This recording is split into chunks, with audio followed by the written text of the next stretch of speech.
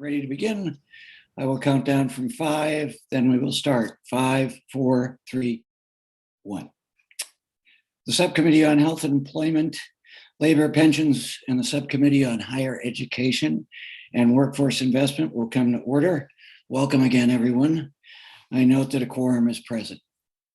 The subcommittees are meeting today for a joint hearing on care for our communities, investing in the direct care workforce. This is an entirely remote hearing, and as such, the committee's hearing room is officially closed. All microphones will be kept muted as a general rule to avoid unnecessary background noise. Members and witnesses will be responsible for unmuting themselves when they are recognized to speak or when they wish to seek recognition. If a member or witness experiences technical difficulties during the hearing, please stay connected on the platform. Make sure you are muted and use your phone immediately to call the committee's IT director, whose number was provided in advance.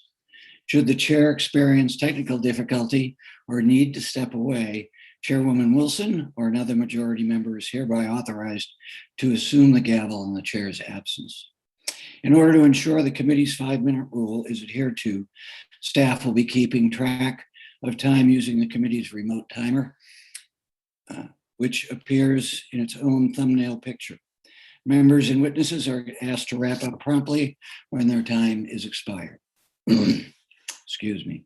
Pursuant to Committee Rule 8C, opening statements are limited to the chairs and ranking members. This allows us to hear from our witnesses sooner and provides all members with adequate time to ask questions. I now recognize myself for the purpose of making an opening statement. Today we'll be hearing about the valuable work performed by America's direct care workforce and the urgent care and need to expand these services for aging Americans and Americans with disabilities. Direct care makes it possible for millions of Americans to live independently in their homes and their communities. The degree to which these vital services enhance the quality of life for aging and disabled Americans cannot be overstated.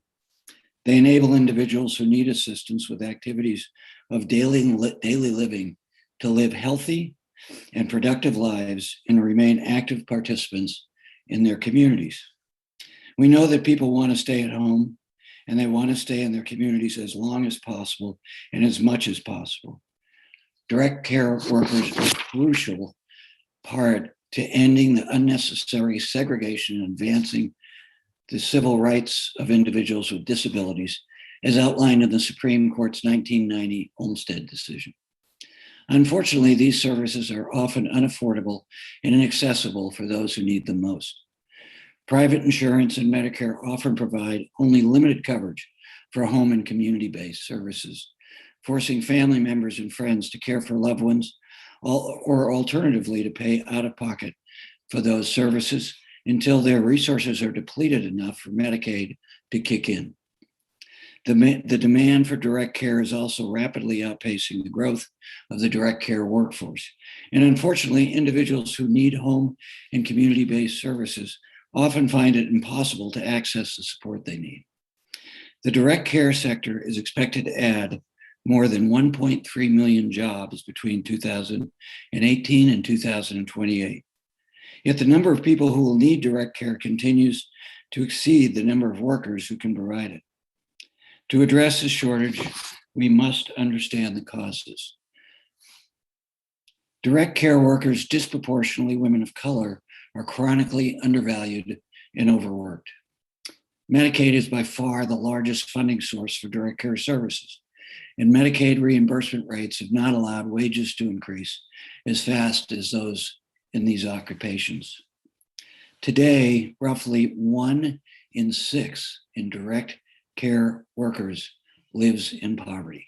1 in 6 of these workers lives in poverty. The turnover rate for direct care workforce in 2018 was 82%. And that was before the pandemic, which forced more than 200,000 direct care workers to leave their jobs.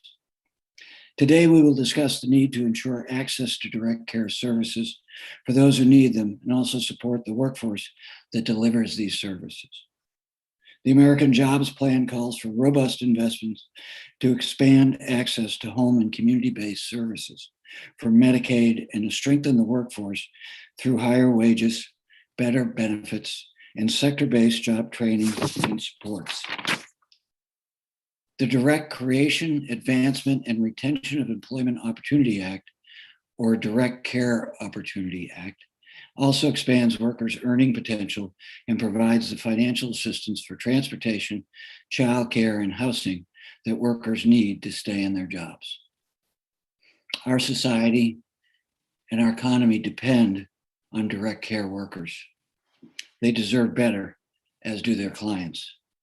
We are committed to that goal. I now recognize the distinguished ranking member of the Subcommittee on Health. I now recognize the distinguished ranking member of the Subcommittee on Health, Employment, Labor, and Pensions for the purpose of making an opening statement. Mr. Allen, good morning.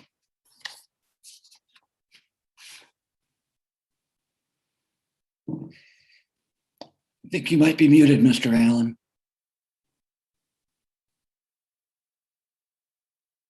All right, there we go. There you are. You got me?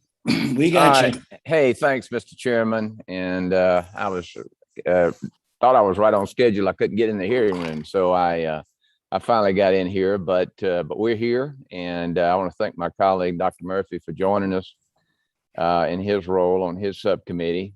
I do find it ridiculous that even unelected bureaucrats are back to working in person before Democrats in Congress.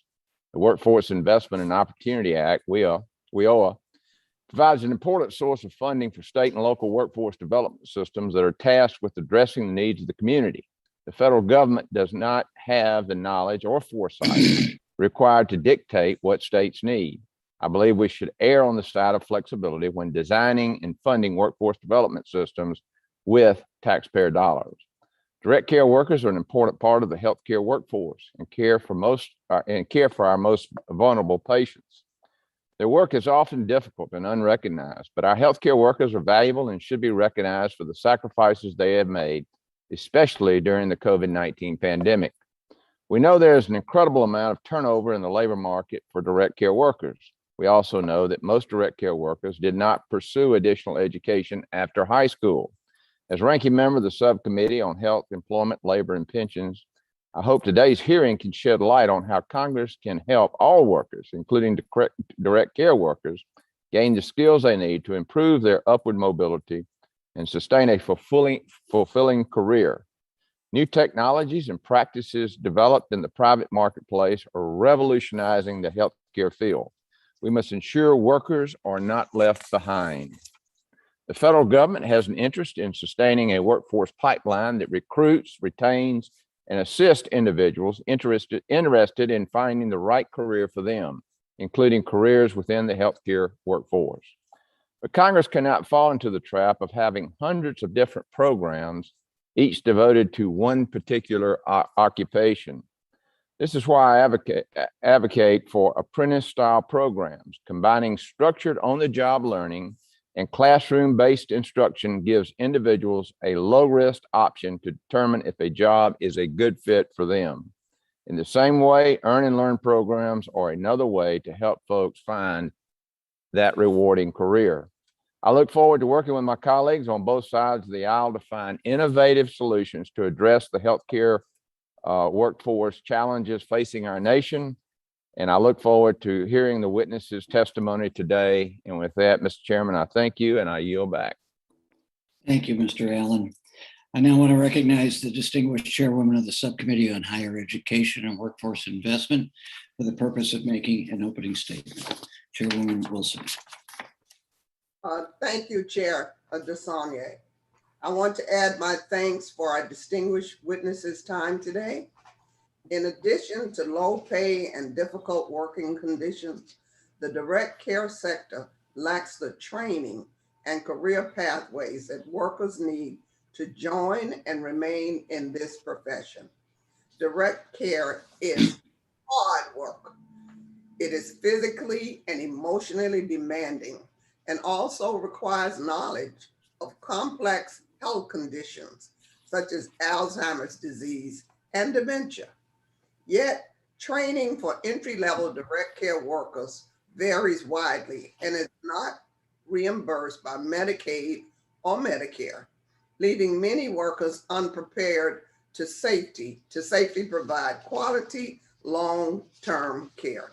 In addition, these workers often do not have the required education qualifications to enroll in training programs and would offer professional growth. Without these pathways, direct care workers often become stagnant without the opportunity to advance into higher paying positions. In most professions, workers can increase their pay as they increase their skills and experience. Direct care workers should have that same opportunity. The American Jobs Plan dedicates resources to improve the lives of direct care workers.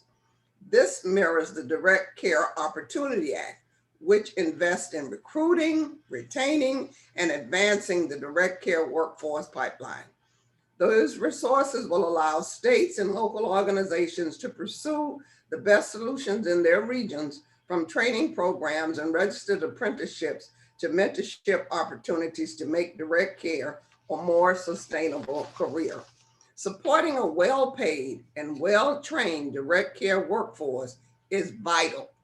It's vital for aging Americans. It's vital for individuals with disabilities. In 2015, in my home state of Florida, 6,000 people died while waiting for home care services, according to the Department of Elder Affairs. Sadly, this underscores the desperate need for increased investment in the direct care sector. Strengthening this workforce pipeline is not only the right thing to do to support our nation's direct care workers, it is also the smart thing to do. With the right investments, the direct care field will be able to offer millions of good paying jobs with low barriers to entry and ample opportunities for career growth. As we recover from the pandemic, which erased millions of jobs, enhancing the direct care workforce would help people get back to work immediately and secure quality long-term care for those who need it most. I look forward to our discussions today, and I now yield to the ranking member, Mr. Murphy, Dr. Murphy, for his opening statement. Thank you, Chairwoman Wilson, for yielding. I'd like to thank the witnesses for joining us today. Direct care workers are an essential part of the healthcare sector. I personally have worked with these individuals for over 30 years and understand the dedication that they have to their craft. These individuals act as primary care providers of care, supervision, and emotional support for older Americans, people with disabilities, and individuals with chronic needs.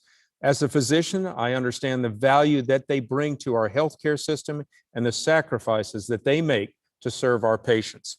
Data from the Bureau of Labor Statistics estimate that there are over 3 million direct care workers employed in the U.S. today. These jobs provide an important source of income for a diverse array of individuals. As the United States population ages and the need for direct care workers blossom, the federal government must consider how its programs foster an environment where more people are encouraged to enter the healthcare workforce. I believe the reauthorization of the Workforce Innovation and Opportunity Act is the appropriate time for this committee to reassess Congress's role in supporting a robust healthcare labor market. In the existing WIOA structure, each state must create a one-stop delivery system that connects job seekers with in-demand jobs. Direct care services should be a part of those state and local workforce development board conversations. But Congress cannot predict the future. Our laws must be nimble and allow each community to address its unique needs. I believe that supporting direct care workers through a comprehensive WIOA reauthorization will give individuals interested in these careers in the direct care field access to programs that will help gain the skills necessary to succeed. Legislation like HR 2999, the Direct Care Opportunity Act, is duplicative to workforce programs that we already have in place. I'm concerned that a new federal program devoted exclusively to direct care workers may threaten the performance of the broader workforce development system. Republicans on this committee want to help all workers, including those in the direct care sector, by strengthening WIOA and other workforce development programs. I look forward to hearing from witnesses today on how we can build up the healthcare workforce sector without detracting from other critical professions. Thank you, Madam Chair. Thank you, and I yield back. Thank you, Ranking Member Murphy. Thank you, Chair Wilson, very much for those comments. We will now go to our witnesses, and it's my pleasure to introduce them. Thank you again for being here. Really appreciate it. Robert Espinoza is the Vice President of Policy at PIL, where he oversees the National Advocacy Research and Public Education Division on the direct care workforce. Zuma Torres has worked in direct care for over 23 years and works for Cooperative Healthcare Associates, worker-owned licensed home care service agencies located in the Bronx. Paul Berhami is the head of business development for North America for Udacity, a company, Udacity, founded in 2011 to provide training services for workers facing changing technological landscapes. And Representative Jessica Fay is a third-term member of the Maine House of Representatives. She was appointed to serve as House Chair of the Commission on Study of Long-Term Care Workforce Issues. Our instructions for the speakers are as follows. Again, we appreciate the witnesses for participating today and look forward to your testimony. Your written statement will appear in full in the hearing record, and you are asked to limit your oral presentation to 5 minutes, please. After your presentation, we will move to member questions. The witnesses are aware of their responsibility to provide accurate information to the joint subcommittees, and therefore we will proceed with their testimony. And first, we'll recognize Mr. Espinoza. Thank you, Chairman, and good morning. On behalf of PHI, I would like to start by thanking Chairwoman Wilson, Ranking Member Murphy, and the other members of the Higher Education and Workforce Investment Subcommittee, as well as Chairman Desaulnier, Ranking Member Allen, and the other members of the Health, Employment, Labor, and Pensions Subcommittee for the opportunity today to discuss the direct care workforce and how the Direct Care Opportunity Act would support this vital job sector. Across the country, 4.6 million direct care workers support millions of older adults and people with disabilities in a range of long-term care settings, from their private homes to residential care homes, such as assisted living, to skilled nursing homes. Most of these workers are women, people of color, and/or immigrants, and 1 in 4 is aged 55 and older, all facts that underscore the entrenched societal inequities that many of these workers face both on the job and in their communities. Largely because our country is aging rapidly, the direct care workforce has grown significantly over the years, and it will continue this trend. Between 2018 and 2028, the direct care workforce will add more than 1.3 million jobs, new jobs, including nearly 1.1 million jobs in home care, representing the largest growth of any job sector in the country. Already, the direct care workforce is larger than any other single occupation in the country. However, despite their enormous value, direct care jobs have been poor quality jobs for decades, which harms workers, employers, consumers, and family caregivers. These workers struggle with poverty level wages, which our research shows are lower in all 50 states and DC than wages for other occupations with similar entry-level requirements, such as janitors and retail salespeople. Training and advancement opportunities are also inadequate, which makes it increasingly difficult to recruit and retain these workers. These challenges affect everyone in the long-term care system. Forced into crushing poverty, workers too often leave the sector for other fields. Employers struggle to recruit and retain workers and will need to fill millions of direct care job openings in the next decade. Without enough workers, older adults and people with disabilities cannot access the services they deserve, and family caregivers are often left without paid respite and support. The COVID-19 pandemic has amplified all these challenges. To address these issues, the Direct Care Opportunity Act would provide a significant and much needed investment in the direct care workforce, coordinated at the national level to ensure that funding goes where it is most needed. It would invest more than $1 billion over 5 years in recruitment, retention, and advancement strategies. In direct care, it would require careful planning, needs assessment, and evaluation that would help build the evidence base on this workforce related to care outcomes, employment outcomes, and cost outcomes.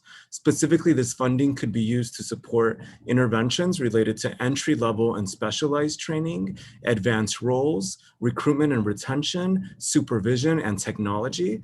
It could help create new models of long-term care service delivery related to upskilling, care integration, career advancement, and universal worker roles. And it would support individuals with prevalent conditions such as dementia and more vulnerable people, such as people of color and LGBT people, just to name a few. It would help professionalize and transform these jobs, making them more attractive to job candidates now and in the future. Already, the field has designed numerous examples of effective interventions, though it needs significant funding and coordination at the federal level. We have seen successful training, recruitment, and advancement programs in Arkansas, California, and New Mexico, among many other states. And these interventions have benefited workers, consumers, employers, and the economy alike. But they are small in scale, and they represent a tiny fraction of what will be needed to address the national workforce crisis in direct care. I'll close by saying that strategically investing in workforce development for this workforce is also a matter of economic development. High quality jobs and workforce interventions can increase consumer spending, decrease public assistance rates, reduce costly turnover, and promote cost savings in healthcare spending in an already expensive system with costs that balloon every year. We encourage Congress to enact the Direct Care Opportunity Act and begin transforming this critical workforce. As Marisol Rivera, care coordinator at Cooperative Home Care Associates in the Bronx said, I think the role of the home health aide should be considered just as important as any other healthcare role. Thank you, and I look forward to your questions and to your ideas. Thank you, Mr. Espinoza, and thank you on the time, and thank you for your work as Vice President of Policy at PHI. I need to wear my glasses when I read. I now recognize Mr. Torres, Ms. Torres. Good morning. Thank you to the members of the committee for inviting me to speak today. My name is Zulma Torres. I am a wife, a mother, and a grandmother. I have worked at Cooperative Home Care Associates as a home health aide for over 23 years. I am also a proud member of the 1199 SEIU labor union. I am very honored to have the opportunity to bring my voice to support your efforts to make our jobs better and help our union. My company employers and training providers provide better programs and services. My training to become a personal care aide and home health aide was intense. Attendance, punctuality were very important. And if you were late or missed a day, you had to make up the work you missed. We learned and practiced demonstrating the required skills. Cooperative wanted to make sure new recruits were serious about the work at first. The job was challenging. I went into strangers' home, introducing myself, and then providing some of the most intimate care and assistance possible. I learned early on that I had to understand my client's situation and put myself in their shoes.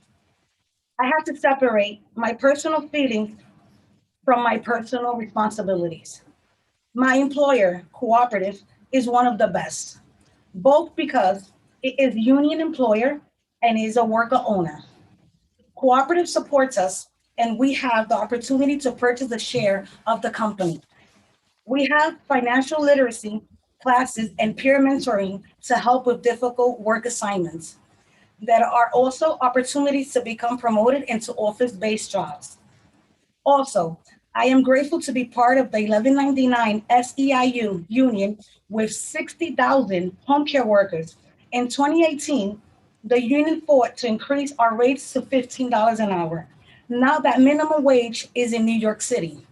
We have health insurance, dental, a member assistance program, and a home care pension benefit. We also have education benefits that cover everything from citizenship program to register apprenticeship to college tuition vouchers. Now, the union is fighting for higher wages and to keep our great benefits. We should be salary workers with guarantee hours. Home care worker is not minimum wage work. The union gives me a voice, advocates for us, and allows us opportunities like this to testify in front of Congress. Today, I'm happy to say that I am a home care worker, and we need more people to come to go into the role so that they can live with dignity in their community and be able to stay in their home instead of high cost emergency rooms visit and hospitalizations or be moved into an institution. We need to make home care jobs good union careers with opportunities for care for careers, advancement of a higher wages. The quality of the job must improve with excellent recruitment, training, scheduling, and a good supervision worker opportunity so they stay in the field. This is why President Joe Biden committee to investing in home and community care jobs and providing workers with better opportunities to join unions as part of the Build Back Better plan. It's so exciting. Finally, I am happy that home care and community care workers are being treated as essential workers that we are. Thank you. Thank you, Ms. Torres, very much. Thanks for being here. We will now go to Mr. Burhani. Ms. Burhani, you're on for 5 minutes. Thank you. Good morning, Chairwoman Wilson, Chairman DeSaulnier, Ranking Member Murphy, Ranking Member Allen, and members of the subcommittees. Thank you for the opportunity to appear before the subcommittees to discuss workforce development in the United States. I serve as Head of Business Development for Public Sector Partnerships at Udacity, an online education platform committed to preparing the nation's workforce for the careers of the future. In today's world, technology is advancing at an accelerated pace. Corporations have invested about $2 trillion in digital transformation to avoid getting left behind. Leveraging these technologies requires them to adapt, but executives consistently rank the shortage of skilled talent as their #1 risk factor. But they're not the only ones with something to lose. A recent McKinsey report has estimated that automation will displace up to 800 million jobs by the year 2030. Many of these jobs will be in the US. If we don't plan appropriately, that skill gap will widen, causing irreparable damage to our economy. At Udacity, closing this skill gap is what we do. We design our curriculum with tech industry partners like Google, Amazon, Microsoft, and IBM. We deliver it through our nano-degree programs, which provide instruction for employable technical job skills in fields like programming, data science, cybersecurity, and artificial intelligence. These programs include both coursework taught by the experts and hands-on projects for students to demonstrate competency as practitioners in their field. Udacity has educated over 15 million learners worldwide. We work with over 110 corporate clients, companies like Shell, Credit Suisse, Airbus, Mazda, and the US Air Force. They trust us to help their employees acquire the skills needed to accelerate their company's digital transformation. And in the public sector, we upskill government employees, we build partnerships for social impact, and we run ambitious workforce development initiatives. The reauthorization of the Workforce Innovation and Opportunity Act, or WIOA, presents a world of possibility. Our workforce system has successfully trained millions, but it needs to be modernized. Employers still face challenges hiring and retaining skilled talent, and millions of unemployed and underemployed Americans deserve a chance to land in a motivating career with growth potential. To unlock this possibility, we can start with proposed structural changes. WIOA maintains a vast array of data about education providers, their programs, and performance. But these systems use outdated mechanisms and are siloed by state, creating administrative burdens. Funding is mainly allocated locally to distinct workforce areas, raising barriers between employers and citizens across geographies, including those aligned to remote work. Let's envision a WIOA system in which funding, governance, and operations are all executed at a more aggregated level, and support that with incentives for neighboring workforce areas to collaborate. Providers could better tailor their solutions to fit market needs. The system would enjoy better budget utilization, helping it educate more citizens. And job seekers would benefit from more diverse choices in the marketplace. Next, we'll look at channel investment. Among the diverse WIOA stakeholders, consider community colleges, for example. They have a history of thriving in the US workforce system with strong employer connections, but they also have gaps in their curriculum, which could be addressed through partnerships with other providers. Another example is the relationship between workforce boards and the public. They sponsor programs that need to inspire citizens to summon all their motivation and commit to self-improvement. It's a pretty tall order. A more modern WIOA would increase its focus on marketing and operations to help the public better understand the role of the workforce system and the opportunity it can deliver. This would improve the utilization of WIOA funds, speed up the delivery of solutions, and create a better fit between citizens' needs and the programs they pursue, leading to better performance outcomes overall. Finally, a word about labor market innovation. The pace of technological change has created ripple effects that impact many facets of modern life. Consider the word ransomware, which has permeated our daily news cycle. In 2014, the first year of WIOA, it was barely a part of the public lexicon. But this world is changing faster than ever before. Investing in pathways to high growth occupations helps to ensure that as trends like ransomware evolve, our solutions to combat them evolve even faster. This fast-paced evolution also causes collateral damage in our communities. Some learners might just worry about graduating, but others have a host of curveballs to worry about. Maybe they lack healthcare or they can't find a babysitter. Maybe they study from the one corner of the house that gets a free Wi-Fi signal. The WIOA of today incentivizes important outcomes, but many people in distressed communities are structurally disadvantaged from achieving those outcomes and get turned away. The WIOA of tomorrow should level the playing field for them too. We're here today because we know what the US workforce system is capable of achieving. A more modern, dynamic WIOA could help to fulfill that potential.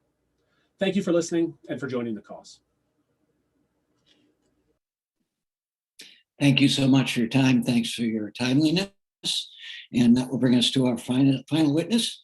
We'll now hear from Representative Fay. Representative Fay, the floor is yours. Thank you. Good morning, Subcommittee Chairs DeSaulnier and Wilson, Ranking Members Allen and Murphy, and members of the subcommittees. I'm Maine State Representative Jessica Fay, and I represent House District 66 in the Maine Legislature. Thank you for inviting me here today. In 2019, I served as the House Chair of Maine's Commission to Study Long-Term Care Workforce Issues, and I'm pleased to be able to share some of our findings. Because Maine is the oldest state in the country, we are seeing the crisis build and be exacerbated by the COVID-19 pandemic. I came at this issue with an open mind as a legislator, but also as a consumer and a family caregiver. Statistically, most of us will need some form of assistance with activities of daily living during our lifetimes. In a pre-pandemic visit to a local high school vocational program, the director gave me a tour. The classrooms for coding, carpentry, and automotive were busy and full. When it came to healthcare, there were only a few students, notably all female, in the class. As we walked away, I asked about participation in their CNA program and learned that it was declining. I asked why, and his answer really disturbed me. He said, kids are smart and don't want to go into dead-end jobs. They understand the earning potential of various professions and choose their paths based on that. If the public perception is that caring for older adults and people with disabilities is dead-end work, then an important part of the solution is to change that perception. We must address not only the workforce challenges, but also ageism and ableism that leads to the devaluation of the care necessary for older people and people with disabilities to live their best, most independent lives. When we have an undervalued workforce caring for an undervalued population, we have a system that doesn't work for anyone. Increasing the pay for essential caregivers is a necessary component of attracting and retaining a diverse set of people to do this economically foundational work. It's a necessary piece of the solution, but not sufficient on its own to solve the crisis we face. Another barrier is that this workforce is seldom included in conversations about economic development. In the quest for high-paying jobs, the foundational jobs are often left out of the conversation. It's important that when designing programs for economic development, we include caregiving jobs as a career choice. During the pandemic, the lack of childcare had a significant impact on local economies as people left the workforce to care for their children. This is also true concerning care for older family members and people with disabilities. Professionalizing the workforce by offering ongoing paid professional development, supportive supervision, and opportunities for advancement in terms of both responsibility and compensation were all recommendations of the commission I chaired. This will enhance the efficacy of programs designed to attract and retain direct care workers. Making sure personal care workers are considered part of a care plan and care team will aid in elevating the status of the work that they do. With some guidance, educational facilities could develop and target education and certification programs for direct care workers. Apprenticeships, earn as you learn, and pre-apprenticeship programs are all ways to enhance the workforce. Creating a path to professional growth through career ladders will also be a critical piece of the puzzle. Funding is a significant barrier to implementing the committee's recommendations. Maine care, known as Medicaid, what Medicaid is known as in Maine, Maine care providers are barely scraping by and even closing. They don't have money to train or do professional development with their workforce, let alone offer career advancement opportunities. Access to funding for training and retention and developing methods to increase the workforce as proposed in the Direct Care Opportunity Act would certainly increase our ability to care for Mainers who need it. In Maine, there are over 2,000 older Mainers and even more Mainers with disabilities who cannot access services they qualify for. There are empty beds in nursing homes and assisted living facilities due to staffing shortages, and people are spending longer time than necessary in hospitals because there's nowhere to discharge them to. Maine is a small state with a population of 1.3 million people. We're older and more rural than any other state in the lower 48. We have significant work to do to address this crisis and to elevate and value the work that so many find so rewarding, yet difficult to make ends meet doing. We need to use many different strategies to make a change, and I'm grateful to the members here today for recognizing there's a crisis and who are working to craft solutions that will allow caregivers and those they care for to live their best lives. Thank you. Thank you, Representative. Thank you for your testimony and your work and your commitment in this field. Under Committee Rule 9A, we will now question witnesses under the 5-minute rule. As this is a joint subcommittee hearing, after the chairs and ranking members, I will be recognizing subcommittee members based on seniority order of the full committee. I will be followed after my questions by ranking member Allen, and then Chair Wilson, and then ranking member Murphy. So let me begin. Again, Representative Fay and all the witnesses, thank you so much for your testimony. For a lot of us, we've experienced this with our parents and friends and neighbors and loved ones. My mom passed away a couple of years ago at the ripe old age of 94, and my siblings and I were all very engaged in taking care of her. And it was a struggle. And her last 5 years when she was in a nursing home after she lost her independence in San Francisco, I had multiple conversations with the staff there and with the employers of the difficulty of trying to provide services in that setting in a high-cost area like San Francisco. But equally, as someone who was involved in our public authority in the county that I represent and represented as a county supervisor many years ago, the challenges to provide for this care is really daunting. So thank you all, and thank you, Representative Fay. I wanted to ask you a question, Representative Fay. With the Olmstead decision and the ADA, our understanding of the position of people with disabilities in America has changed, and our social context has changed. The social model has changed dramatically from when I was young. We live farther apart from each other. Families are not always able to provide care and support. Can you talk about the importance of strengthening the direct care workforce and meeting the goals of the ADA and meeting the needs of people with disabilities and the aged, particularly in the context of this changing environment where young people and family members have economic pressures of their own to travel further and further to get employed, and they have to move employment frequently. So the social model having changed, seems to me that we're slowly trying to adapt to this new social model that doesn't have families as closely located where traditionally they would provide many of these support systems. Thank you, Mr. Chair, for the question. The goal of the ADA is to allow people with disabilities to live as part of our communities,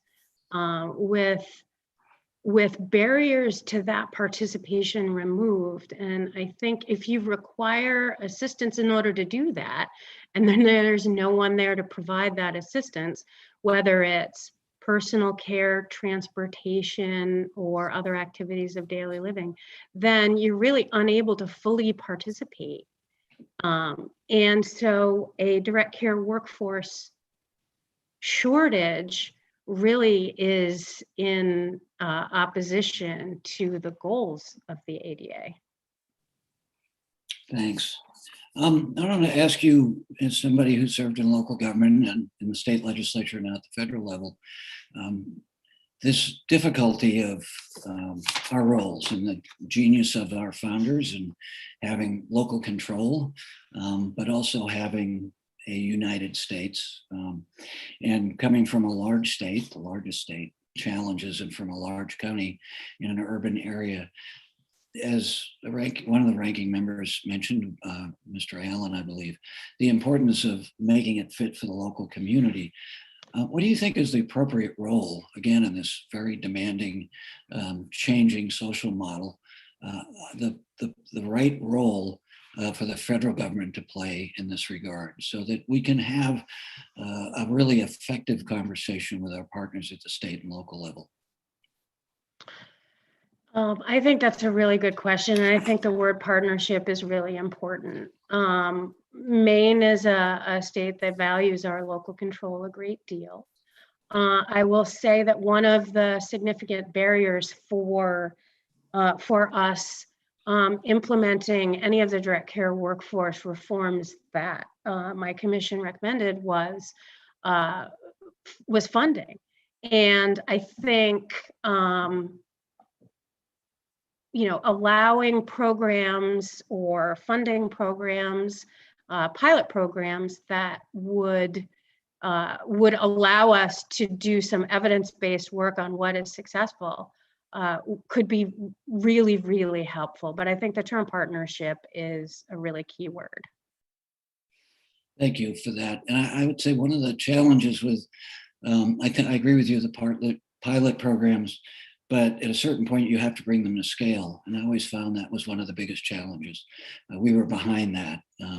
Great ideas, but actually deploying it and having it be client-based strikes me as a real struggle. And of course, those goes to some of the comments we've had earlier.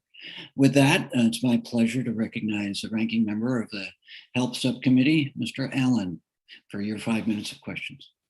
Thank you, Mr. Chairman. Can you hear me okay? I think I'm unmuted. Good. Nope, you're on. Okay, great. Super. Well, listen, thank each of the witnesses for your testimony. I have firsthand experience with this and dealing with my mom and dad and my wife's mom and dad. And it's difficult. But I do believe that it's important that it not be a top-down approach, that it be a bottom-up approach. And that's why I want to work with the states and all of our local communities to solve this problem, which is going to grow, as our chairman reported. It's going to be, as our population ages, it's going to be more and more significant to our responsibility to take care of folks, and I'm getting there in our golden ages. But Mr. Burani, the COVID-19 pandemic revolutionized the doctor-patient relationship by accelerating the use of telemedicine and further integrating technology into treatment models. However, the modernization of this part of the healthcare industry could unfortunately leave some healthcare workers behind. What are you and other similar education providers doing to make sure that healthcare workers have the tools and skills they need to adapt to technology and thrive during this period of rapid modernization? Thank you for the question, Congressman Allen. I think that we need to appreciate it's a relatively low-tech problem that we're solving for. We all, as individuals, can relate to the inconvenience of sitting in a waiting room, waiting some unexpected amount of time for treatment. We know how hard it is to fit an appointment into a busy workday or to juggle that with other constraints. And I think that to some degree, we have to appreciate that due to the COVID-19 pandemic, as with many technologies that were adopted to adapt to this change, the genie's out of the bottle. And as a result, the conveniences, the benefits of telemedicine have now become, let's call it mainstream. As a result, I think what's important is to appreciate the benefits of it, the ability to lower costs, to reach more patients, and in the process, make life less burdensome for practitioners and patients alike. As with respect to your question around upskilling healthcare workers to this rapid modernization, I think it really comes down to, I believe it was Chairwoman Wilson made reference to career pathways in her opening statement.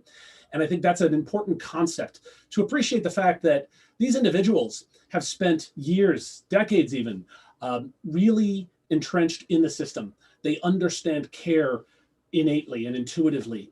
And for those that have a desire and an appetite to advance in their career, perhaps using the insights and perspectives from direct care in order to contribute to the modernization of the industry, we look at that through the lens of nanodegree programs that my company represents at Udacity.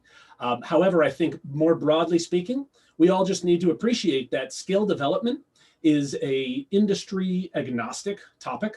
The skills shortage is affecting all sectors and represents a massive opportunity, but what comes with it is the risk of being left behind. And so anything which provides that growth opportunity, we are in favor and hope to support.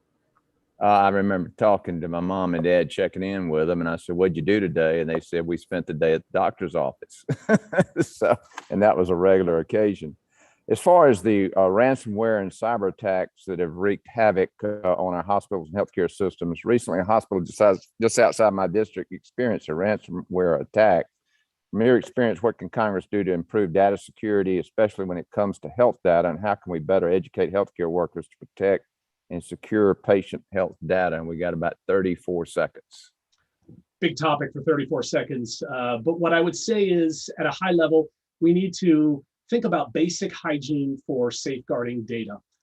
It comes to having a basic skill set broadly applied to a workforce that people understand how to lock down internal systems, but we also need to create governance models and accountability so that there is a clear sense of how this can be done at scale. Great. Thank you, sir. And with that, Mr. Chairman, I'll yield back. Thank you, Mr. Allen. You're a fine son. And now recognize Chairwoman Wilson for her 5 minutes of questions. Thank you so much, Chair DeSaulnier, and thank you to all of our witnesses for lending your expertise and time. Mr. Espinosa, you emphasize career advancement for direct care workers with 30% of funds reserved for career advancement activities. In your written testimony, you described examples of promising career advancement and career pathway initiatives. Tell us, what are the challenges to developing career pathways and advancement opportunities for the direct care workforce, and how can we develop additional rungs in the career pathways that offer meaningful increases in pay and responsibilities and incentivize long-term retention? Thank you for the question, Chairwoman. I think part of the problem is in our failure as a sector and as a country to understand the value that direct care workers offer and to create meaningful career advancement opportunities for them to contribute more to the care team and to optimizing the health of the clients and residents that they support. I think in most settings, the next formally recognized healthcare title above home health aide and nursing assistant positions is a licensed practical nurse. And yet too often, arriving at that level requires weeks and months, years of training, I should say, and specifically to get into those roles. And to be able to offer those opportunities. And yet there are a number of ways in which we can create advancement opportunities that keep workers within the direct care sector. We also know that a lack of career growth opportunities contributes to poor job quality. It has been identified really as a barrier to attracting new workers and to retaining workers over time. And so it's really important that we create these opportunities with an elevation in title, function, and compensation. Some examples within direct care workers can advance into peer mentors where they're supporting fellow workers and integrating them into these roles. Care coordination so that workers are communicating changes in clients' conditions and symptoms to other members of the healthcare team, and also into internal administrative positions such as assistant trainers or clinical coordinators. One example is that in 2015, PHI created a Care Connection senior aid role following 240 hours of training, specifically in chronic disease knowledge, communication skills, enhanced observe, record, and report skills, and care team participation. Home health aides were elevated to salaried Care Connections senior aid roles. They made home visits to support the upskilling of hundreds of entry-level home care workers, and they helped improve care transitions, solved caregiving challenges in the home, and our evaluation showed that from the initial 18-month demonstration project, there was an 8% reduction in the rate of emergency room admission among the 1,400 consumers impacted, reduced caregiving strain among family members, and improved job satisfaction among home care workers. The challenge for our field is there are not enough of these career advancement opportunities in this country to really grow to scale and to meet the growing demand that consumers and workers need and deserve. Also, we need more coordination at the federal level. Where are the gaps within career advancement opportunities and advanced roles that our government should invest in? Thank you so much. Ms. Torres, you have been in the field a long time, and we know there's a very high turnover and few workers stay in the field as long as you have. How do you think the high rate of turnover impacts the quality of care for individuals receiving long-term care? And how do you think turnover impacts your job satisfaction? Do you think it makes your job more difficult? I know that a lot of home health aides stopped working during the COVID, and some clients refused services because they were afraid of infections. It was and still is difficult. For me, I have a great team, all of us who care for our current clients that have a lot of need to get overnight care. We work together. It's difficult. It's a difficult job. So we have to find joy and satisfaction in our work. Still, many workers, myself included, thinks that we should be paid more. We make a lot of sacrifices, and our job has been more difficult since the COVID. We have to put a lot of extra time and effort to make sure we are safe and our clients are safe and our families are safe. For me, I care for my patient. I never stop coming to work. Thank you so much. Thank you. I yield back. Thank you, Madam Chair. We will now recognize the ranking member. Mr. Murphy, the floor is yours. Thank you, Chairman. I just kind of want to reiterate a few of the comments that were just made because I've dealt, as I've said before, just as a physician with direct care workers for over 30 years. And I truly, truly understand the dedication and devotion and difficulty that these individuals have in their workforce. We're going to be faced now with a growing, aging population. Also, a lot more families are scattered, where in Eastern North Carolina, where I live, there are a lot more families that are staying close. And so other family members can take care of other individuals. But in other areas of the country, that is just not the case.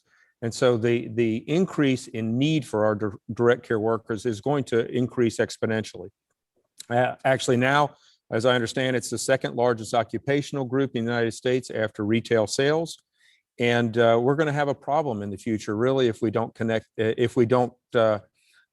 fix this problem. Obviously, we talked about turnover. Turnover can be 50% in a year or 80 or 90% in 2 years. So there's a massive turnover. I've really seen, however, firsthand how dedicated individuals can truly, truly help those at home. They decrease emergency department visits, they save money. But then on the other hand, sometimes the quality is not that great, and it actually affects poorly for patient care. So I just really appreciate the problem that we're facing. Mr. Virani, let me just ask you a question. As you noted in your testimony, only 7 of 10 learners programs actually graduate from the WIOA program. While this completion rate exceeds that of a lot of post-secondary institutions, it's Congress's job, and this is what our job is, to ensure that taxpayer dollars are spent efficiently and effectively. In your testimony, you mentioned that a learner's incentive to persevere through a challenging program can be diluted when their own money is not invested. Do you have any suggestions about how we can reform the system to essentially give folks skin in the game, to allow individual buy-in that would also not exclude low-income individuals from participating? Thank you for the question, Congressman Murphy. So I think it's an important discussion, right? Because 7 out of 10 is a standard for the US workforce system. And it's a classic case of glass half full, glass half empty. We certainly like to see that a majority of these enrolled students are making it through, but it does beg the question, what's holding back the other 3 out of 10? I think that one thing that's important is to look at the training providers themselves and understand what are the interventions and support and wraparound services that they are providing in order to sort of optimize those rates. It's not enough to just open a textbook and study. That didn't get anyone through college. And nowadays, it's not enough to click on a video and watch it. We need to participate, and we need to get our hands on the learning. Project work that creates practitioner level skills is one of our sort of mantras at Udacity. The other way to look at this is, let's take a page from the book of traditional higher ed. Financial aid has very clear channels of engagement. We have merit-based financial aid. We have need-based financial aid. This really is a model that we could look at for short-term or non-traditional credentials.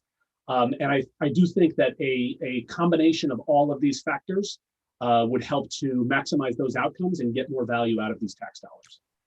Well, thank you for the response. We do have a challenging problem in front of us. As I said, as we age as a nation, as we grow as a population, we're going to need more of these individuals. And the turnover rate that we've noted is just not acceptable, because it leads to a deficiency in care for these individuals. And when they're being taken care of, a family member who's far away from children, et cetera, you want to leave them in good hands. So thank you for your comments, panel members. I'm going to actually yield back. Thank you, Mr. Chairman.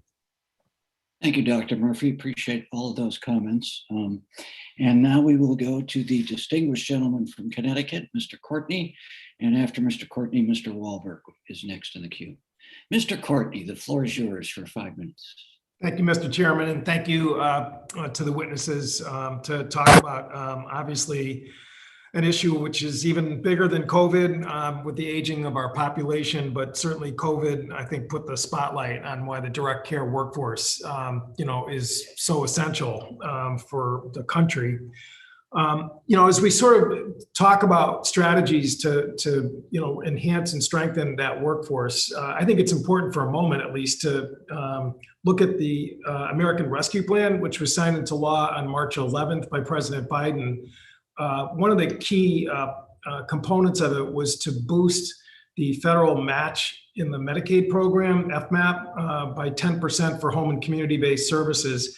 Again, it sort of tracked somewhat the CARES Act, which again was a very bipartisan bill where Republicans and Democrats supported increasing FMAP. But again, it was for a temporary period of time, and it was for the whole Medicaid program. Again, what we did in the rescue plan was surgically target that increase to home and community-based services. The state of Connecticut just released their plan a few days ago in terms of how they propose to use the allotment we will enjoy as a result of the rescue plan. And will come as no great surprise that most of it is going to go into provider rates and also targeted increases in terms of wages. It's not a short-term cliff. They've actually come up with a way to sort of extend that out to 2025.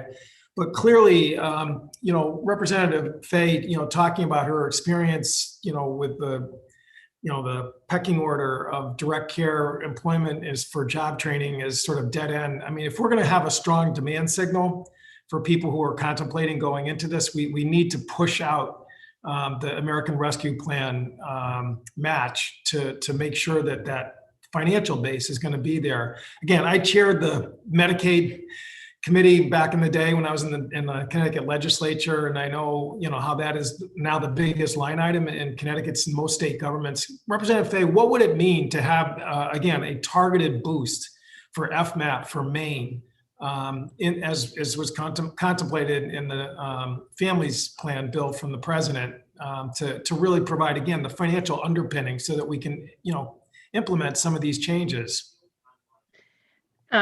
Thank you, Congressman Courtney. I think it would be a wonderful opportunity. I think one of the biggest barriers that we identified as a commission were reimbursement rates. So our main care reimbursement rates for the work being done by essential caregivers was in some cases less than minimum wage. And one of the things that the 10% FMAP bump has allowed is, and our plan hasn't been completely released yet, so I'm not 100% sure of what's going to be in it, but I do know that there will be some one-time bonuses for people who have been working, to be able to continue to pay them a higher wage and to reimburse providers at a higher rate, and a rate that allows them to compete with other sectors, hospitality and retail would be huge, because right now we're just not reimbursing them as if we value the work that's being done. Well, thank you. And again, at some point, to try and tell a young person, you should go into a training program for, home health care or, institutional health care.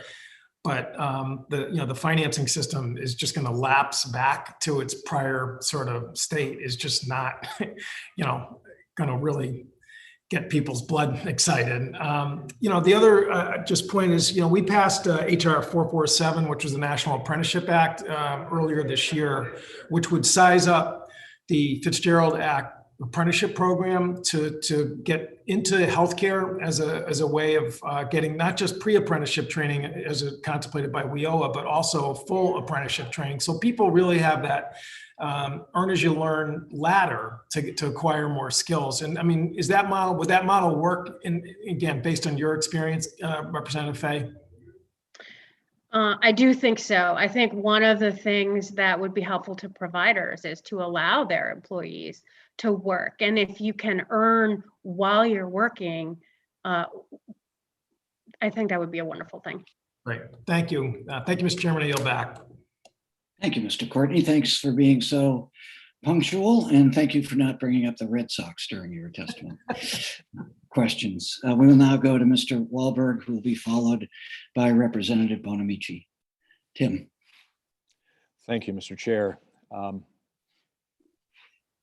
This is an important topic, of course, and appreciate the panel being here.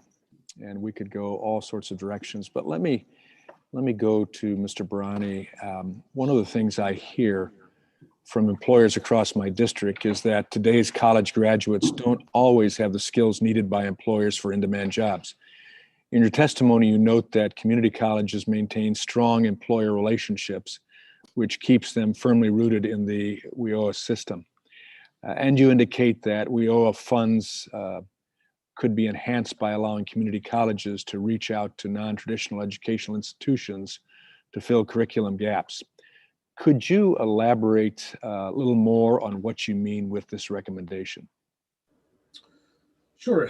Thank you, Congressman, for the question. I think it's an important topic because, as we know, in a diverse marketplace, there are always going to be point players, and it's certainly not a case where you have one-size-fits-all solutions. So starting with community colleges, their strengths are hyper-local relevance, right? They have been pillars of that community that they serve, which means strong relationships with the employers, endemically very well entrenched in the WIOA system.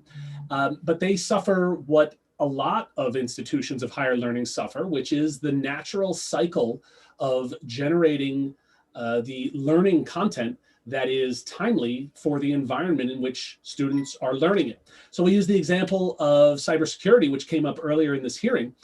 This is literally changing every day. Every attack, every response is an evolution, and a pretty radical one in some cases. And so the need to be able to time the delivery to market as quickly as possible becomes important.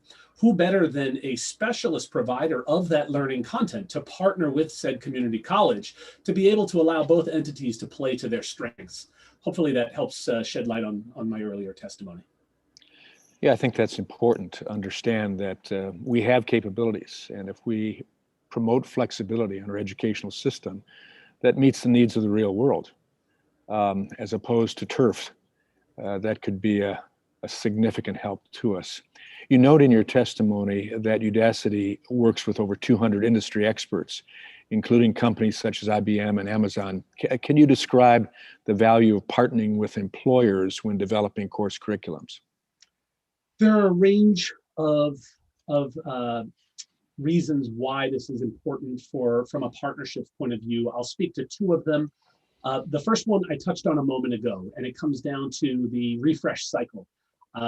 Technology is changing so fast that in order for this information to be timely, we need to minimize middlemen, so to speak. It's the same reason that Encyclopedia Britannicas are disappearing from shelves around the homes nationwide, because the format and the vehicle for information dissemination has now become a barrier. And so having direct access to the engineers, the creators of those technologies, allows us to deliver that faster to market. The second is really, it comes down to credibility. We at Udacity don't consider ourselves to be the voice of cloud computing or artificial intelligence or machine learning. There are plenty of technology companies out there who have earned their place as the authorities on that. What we do is we structure effective programs. We invest in pedagogy and research to scope and run these programs. And therefore, by bringing in a technology partner, it adds credibility and creates a greater impact. Makes all good sense. Again, turf is a key issue, but in flexibility with creativity. Finally, Ms. Barani, as the economy recovers from the COVID-19 pandemic, it's critical that we assist the unemployed, underemployed, and dislocated workers succeed in transitioning to in-demand full-time employment. How can Udacity, through its partnerships with industry and workforce boards, help this effort? Really, it's a complex answer because there are so many resources at our disposal. But just for the sake of simplicity, what I will say is that we aspire to make use of the infrastructure that is laid out in front of us. We look to provide job-ready skills so that there is something of value that these individuals carry with them out of their credential. And we measure as much as possible to make sure that we optimize our programs for maximum lifelong impact. Thank you. I appreciate it. And Mr. Chairman, I yield back. Thank you, Mr. Wahlberg. We will now recognize the distinguished member from Oregon, Ms. Bonamici. Thank you so much to the chairs and ranking members, but truly thank you to the witnesses for being here today to discuss this important issue. Throughout the pandemic, I've spoken with direct care workers who put their lives at risk caring for our loved ones. And unfortunately, despite their heroic efforts, their work is far too often underpaid and undervalued. We know most home care workers are paid poverty-level wages. They lack access to training and support services and do not have access to paid sick time or other basic benefits. 44% of direct care workers live in low-income households, and 42% need to rely on some form of public assistance. These working conditions have a disproportionate effect on the more than 86% of direct care workers who are women, nearly 2/3 of whom are women of color. In Oregon, my home state, home care workers and personal support workers gained the right to form a union back in 2000, and through successful organizing and collective bargaining, workers have raised their base pay. They worked with the state to provide a new model of health care for home care workers that provides premium assistance, out-of-pocket expense assistance, as well as dental, vision, and employee assistance benefits for eligible workers. SEIU 503 also recently launched an innovative program to provide workforce training opportunities for direct care workers. Your CareWorks program is the first registered apprenticeship program for certified nursing assistants in the state, and it focuses on mentorship and support services to strengthen retention in the workforce, which is so critical. But fair wages and benefits should be available to direct care workers, not just in Oregon, but across the country. Ms. Torres, you in your testimony noted the barriers you faced accessing quality training when you started your career as a home health aide. So was the training sufficient to provide you the skills you needed to succeed? And how would access to supportive services like childcare and transportation change? How would that have changed your experience? Can you repeat the question? Yes, Ms. Torres, you noted the barriers that you faced accessing quality training when you started your career, and how would access to supportive services like childcare and transportation change the experience? Or how would that have changed the experience for you?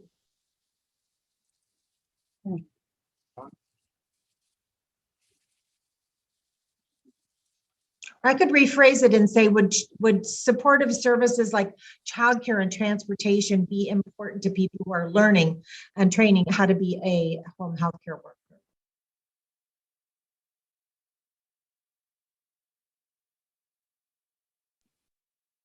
Sorry, can I?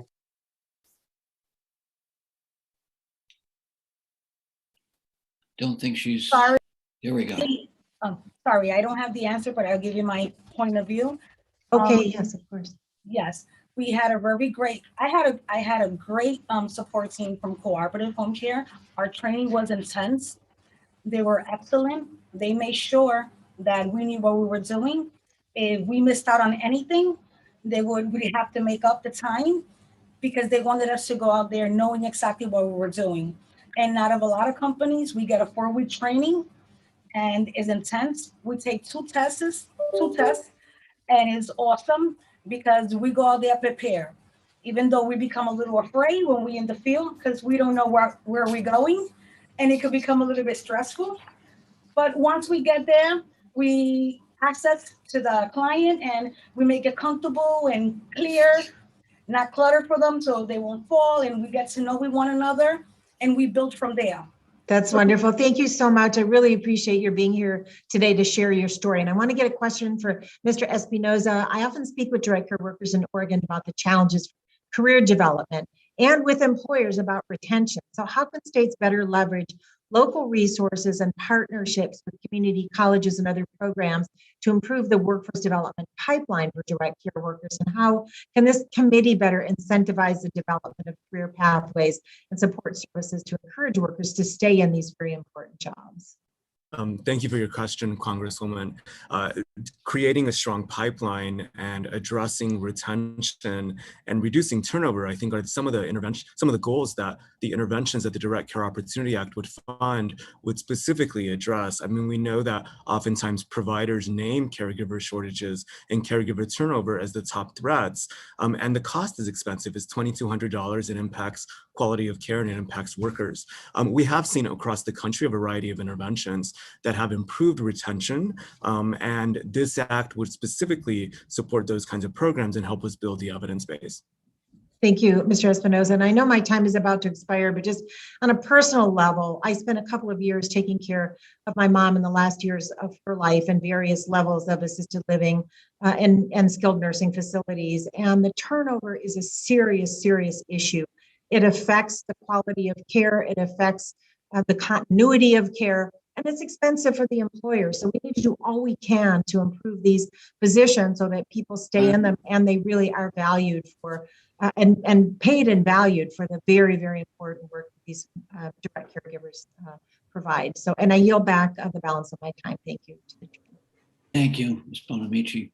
And we'll now go to Mr. Grothman for 5 minutes. Okay. You hear me? Yep. Okay. Go ahead.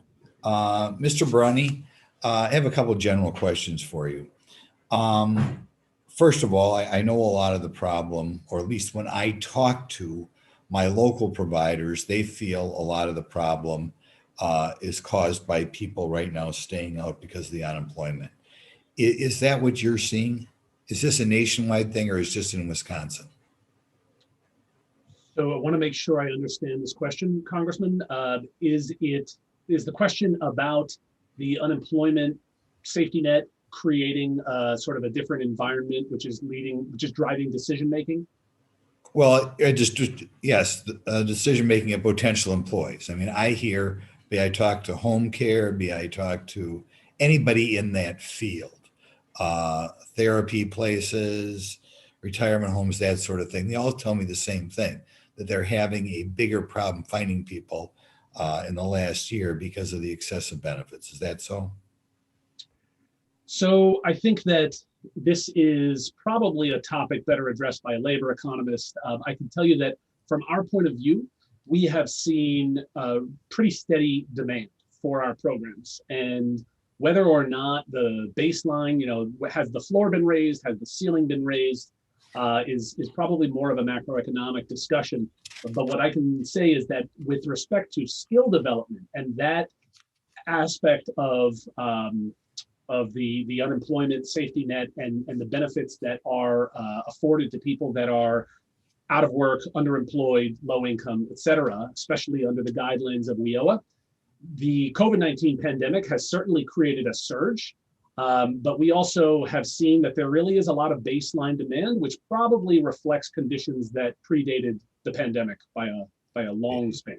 Do you see people looking for training in these fields who already spent time in a traditional four-year university? Yes, we do.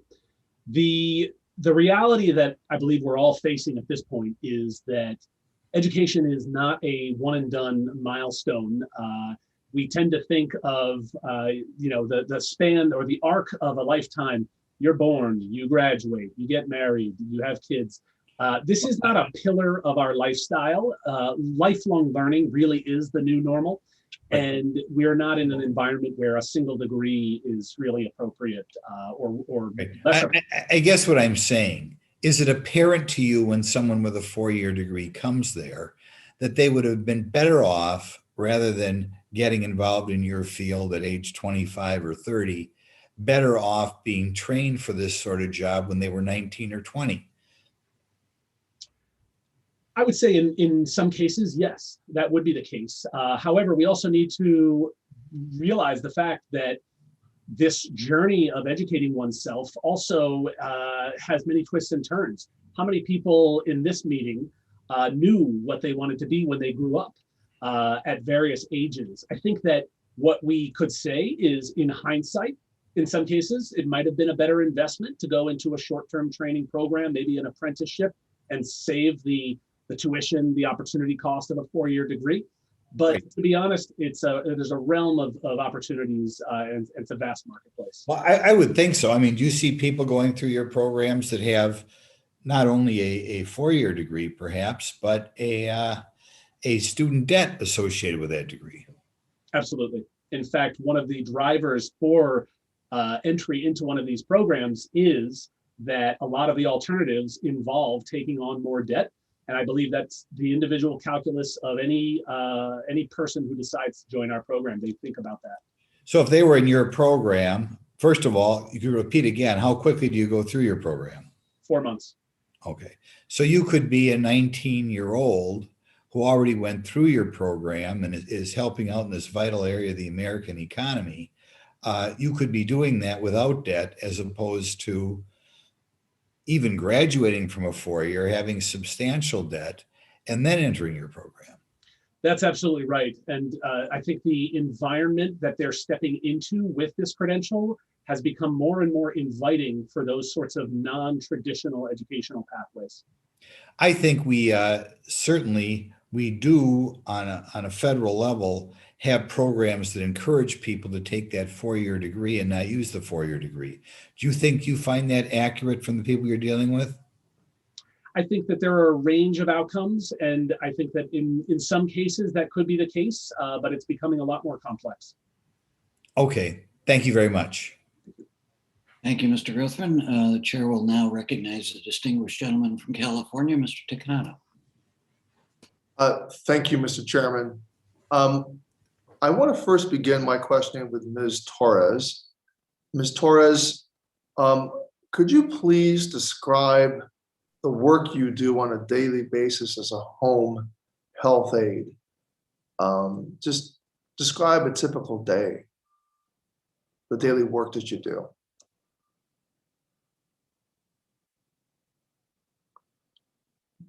Is Ms. Torres still here with us? Ms. Torres? Yes, yes. Oh, there you are. Just tell us what your day is like. You know, just the daily tasks, the work you do. Like when you get to a particular client's home, you know, what is it? I mean, just you can tell me what that's like.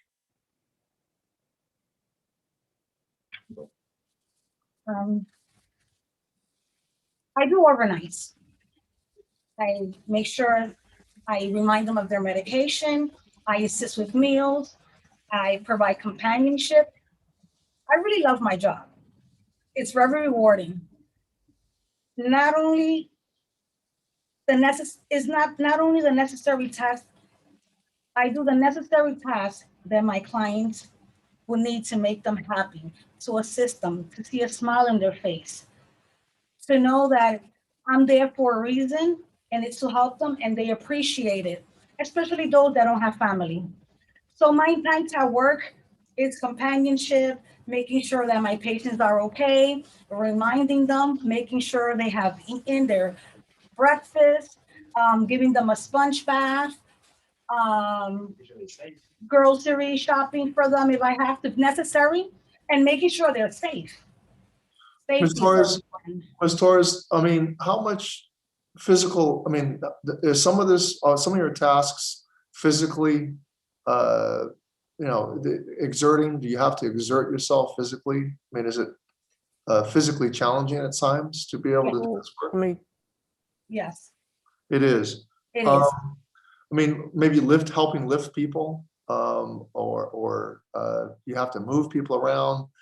That can require quite a bit of physical exertion. So it's physically demanding work, is what I'm trying to say. Yes, it is. I use a Hoyer lift. I have to use my body mechanics to straighten my body, and I have a lot of contact. It's very difficult. How long are your days typically? How long does your day go? Well, I do 12-hour shifts. 12-hour shifts. Yes. 12-hour shifts. And so you'll work maybe 4 days out of the week? Yes, I work from 8 p.m. to 8 a.m. in the morning. I do 12 hours. And do you have to is it just one client that you work with, or do you have a number of clients that you go to different places? Right now, yes, I have one, but as a home health aide, my hours vary and as needed. Now tell me, I wanted to ask, what was it like during the pandemic? How many, and when the pandemic began, how long did it take before you were provided with proper PPE? They gave us some in the beginning, but we have a sister union in North Carolina, and they shipped us out a lot of masks and gloves and gowns and shields for us. So we were lucky and we were blessed. It took some time in the beginning, of course, because we didn't expect this to happen. And many of times we had to buy them ourselves until the shipment came in and they were able to give us more. So now going forward, we're pretty well on that. All right, well, great. Well, thank you, Ms. Torres, for sharing that with us. Mr. Barani, I just want to ask you a question about the short-term training program. It's a 4-month program. But would you describe the pathways, the training pathway, as one that's stackable credentials? You kind of get the first, and this could lead to a 4-year degree at some point? So yes, it is a stackable credential. We have nano-degree programs that are structured at different skill levels, and the idea is to create pathways and even to bake in some decisions along the way. It is not identical to a 4-year degree, but there are parallels in terms of the outcomes and the skills. But it could lead to one. It is not, we are not an accredited institution, so we don't compare our credential to a 4-year institution's credential. Okay, I'm over time. I thank you, sir. I yield back. Thank you, Mr. Takano. The chair now recognizes Representative Miller Meeks for 5 minutes. Thank you so much, Mr. Chair, and I thank our witnesses. And I think it's an interesting conversation because although I'm a physician in my job prior to Congress, I was started out volunteering in a mental health facility, in nursing homes, then became a student nurse, and then a nurse, and then a physician. So I've had this spectrum, if you will, which interesting that Representative Takano would mention stackable degrees or education that builds upon itself. And throughout that, I've certainly seen healthcare change and also, home care. And one of the concerns I have, and I think, Mr. Brani, this goes to your point, is one of the key problems in our workforce development system is that we place too much focus on jobs of the past as opposed to the labor market of the future. And I think we in government trying to determine what the jobs of the future are, we're woefully inadequate in doing so. For instance, one of the things the pandemic has showed us as it is slower for people to come back into nursing homes after the events that had happened, especially in places like New York and New Jersey and Michigan, so that there may be a shift in the future from, even though there was already a shift towards care at home, it may be more of a push for care at home rather than in a residential care facility. And at the same point in time, we're seeing an explosion of technology. And so we now have technology that can do blood pressure monitoring at home. I'm an ophthalmologist, so eye pressure, glaucoma pressure checking at home.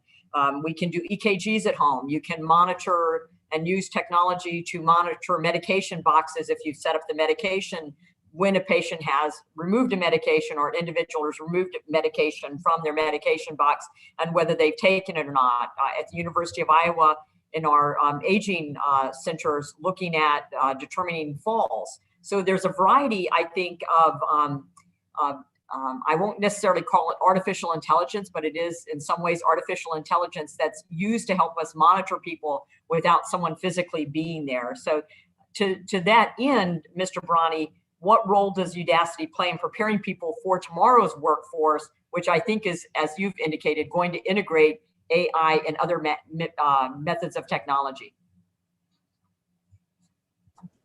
That's a great question, Congresswoman. Thank you. So I think it starts with understanding, being able to contextualize the industry. So you could look at the long-term growth of an occupation like a health information specialist. They're going to add about 30,000 jobs by 2029, and that's valuable context for the direction of the industry. Earlier, we heard that it is the fastest growing industry. Consider on a shorter term basis that by 2024, more than 1 in 3 new jobs will be in the healthcare industry. Today, that's 2.3 million open jobs, and the top occupations are registered nurse or a personal care aide. You're looking for skills like nursing, CPR, even records management. But I think what we need to do is look at the occupations within healthcare. So if you were to take an occupation code like computer and mathematical, that subset, it's about 50,000 open jobs, but the median salary is about 50% higher. A third of these jobs don't even require a bachelor's degree. And so what kind of titles are we talking about? Business intelligence analyst within healthcare, clinical informatics specialist, and they want computer science. They want programming languages like SQL or Python. They want agile methodology and some of these sort of project management skill sets. So whether it's AI or some other technology that's being applied to the healthcare industry, what we're really trying to do is just solve analog problems from the non-digital world, like physician shortage and the burnout associated with that. All of the data that's been collected for eons in this industry through a clipboard and a ballpoint pen.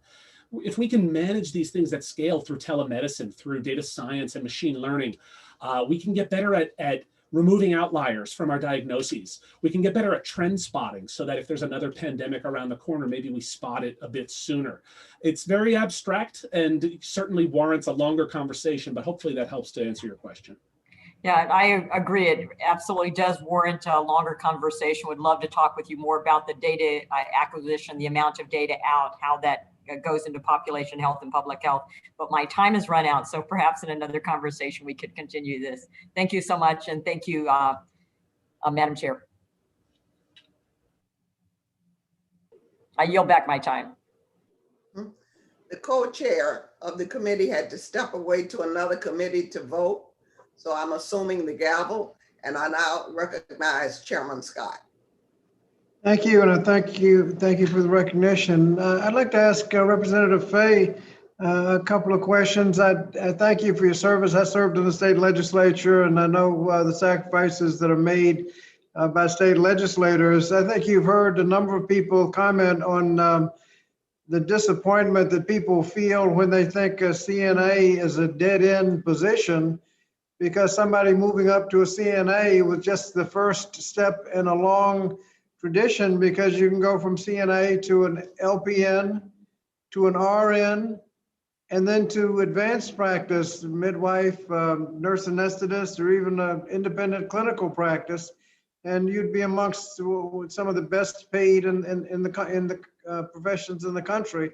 So considering that a dead end was certainly a disappointment. But you served as on the committee that studied this issue. Did you issue a publicly available committee report? We did. We did. Thank you. We'll try to get that, because I'm sure you've got some nice recommendations that we can take advantage of. I was also intrigued when you said that sometimes there's no place to discharge people because they don't have access to direct care. Did you make any attempt to quantify this? How many people were staying in an expensive hospital for the lack of direct care at home? Thank you, Congressman. We didn't have access to that data at the time we were doing this. And I think the issue has really become exacerbated because of COVID, but it's also really shown a light on concerns. So what I can do is check with our Department of Health and Human Services and see if there is any specific data available on that, and I can submit that in my comments later. Good, thank you. I'm not sure who this question maybe Mr. Espinosa. Within just direct care, we've got different levels of certification within nursing. Would there be different levels of certification within direct care? Thank you for the question, Chairman. We would look at the opportunities that there would be advanced roles that would fulfill different roles. So there would be peer mentor roles, there would be care coordinator roles, et cetera. However, the occupations would be within, personal care aide, home health aide, and nursing assistant. We have seen some states adopt advanced home health aid occupations that do represent an elevation in title, in compensation and responsibilities. So there are ways in which policymakers can create these advancement opportunities and different certifications, for example. And what can be done to make training more available and consistent? It's a great question. I think, there are a variety of approaches. I mean, one is making sure that training requirements are as strong as possible for all occupations within direct care. Right now, only home health aides and personal care aides have a federal training requirement, but personal care aides do not. And so the state requirements for personal care aides vary considerably across state. I mean, certainly we would also argue for the importance of rooting training in core competencies, making sure that programs are training workers across occupations. The potential of universal worker roles, for example, that could be funded through the Direct Care Opportunity Act would be an opportunity to think about what are the core competencies and training approaches that these workers need across occupations so that they could be more portable across setting and in an ideal world across states. So those are the kinds of opportunities that this act could support. Well, a direct care worker has, just for logistical reasons, a limit to the kind of caseload that they can handle. If they're properly trained and getting more money, how would they get paid? Medicaid obviously could increase pay. Does private insurance pay for these services?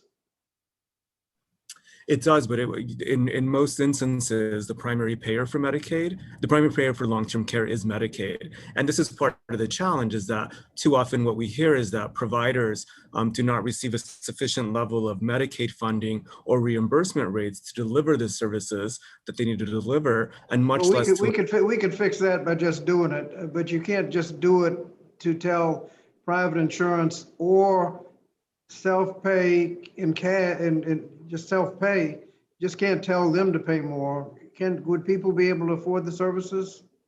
No, unfortunately, these services are expensive and most people spend down their assets or income just to qualify for Medicaid. Good. Thank you, and I yield back. Thank you, Mr. Chair. And now, Mr. Fulcher, Representative Fulcher. Thank you, Madam Chairman. Question for Mr. Barani, if I may, please. Mr. Barani, I've personally have the belief that a one-size-fits-all model in higher education is preventing more individuals from successful careers. And it seems to me that too often we hear the only pathway to success is through a bachelor's degree in a traditional four-year college path. But companies like yours seem to prove that notion wrong.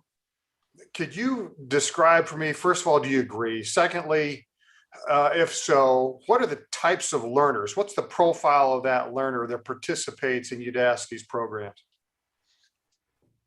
Thank you, Congressman. I could not agree more. And I think that that is emblematic of the environment in which we find ourselves in 2021.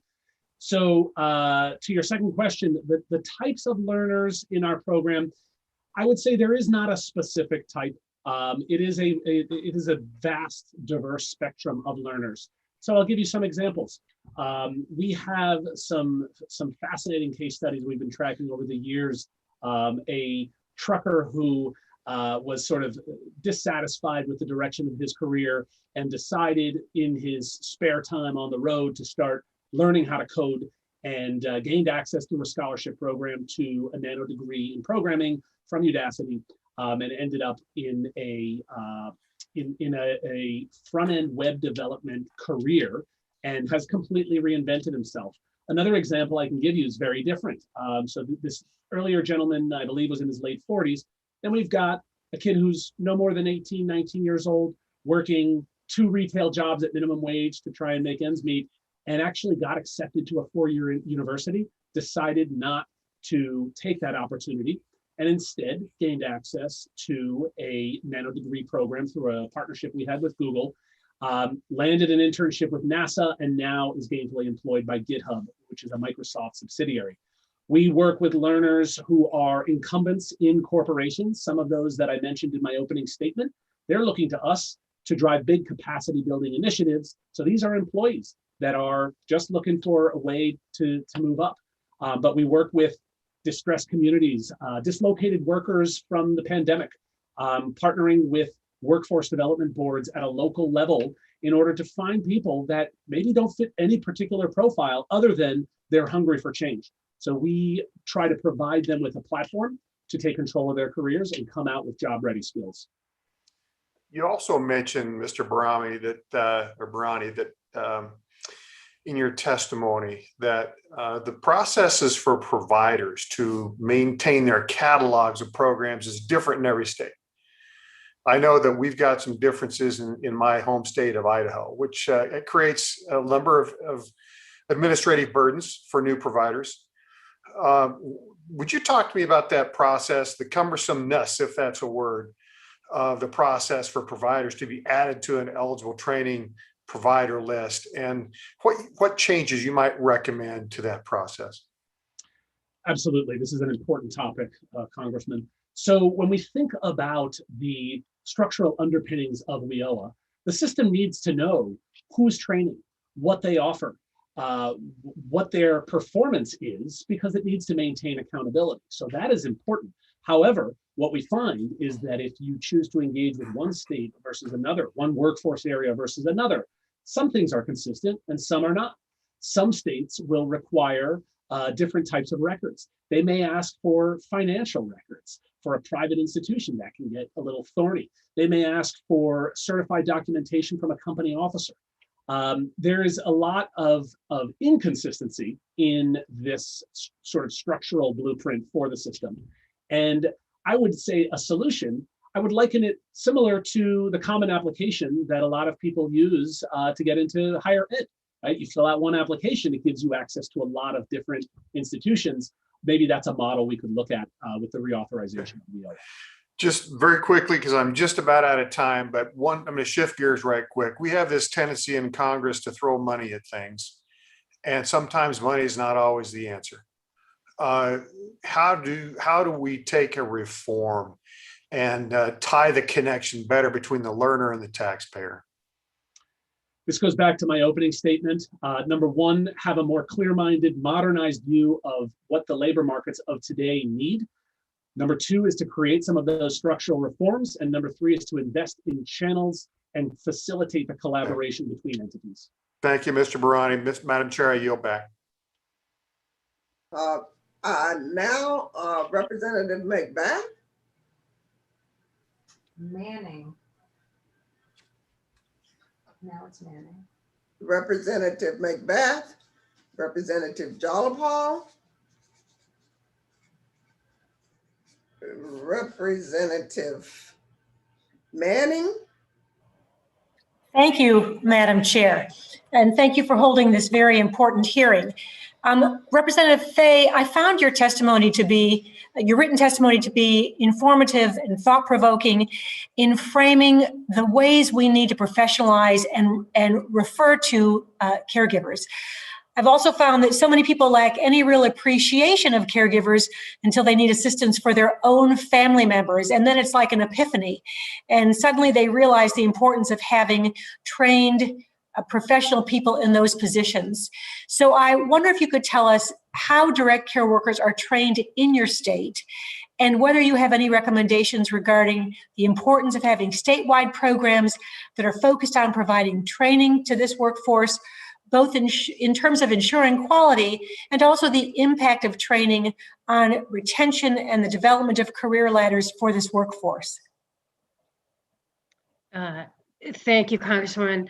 That's a big question, and in a big state that is both geographically large, and also we have significant rural populations. I think the answer depends on where you are. So to answer the first part, the training happens depending on, I think, where you are, whether you have access to a vocational program or it's something that you are called to do. The work is work that you're called to do, or whether you're working for a provider or need a job. So our private providers will train personal care attendants.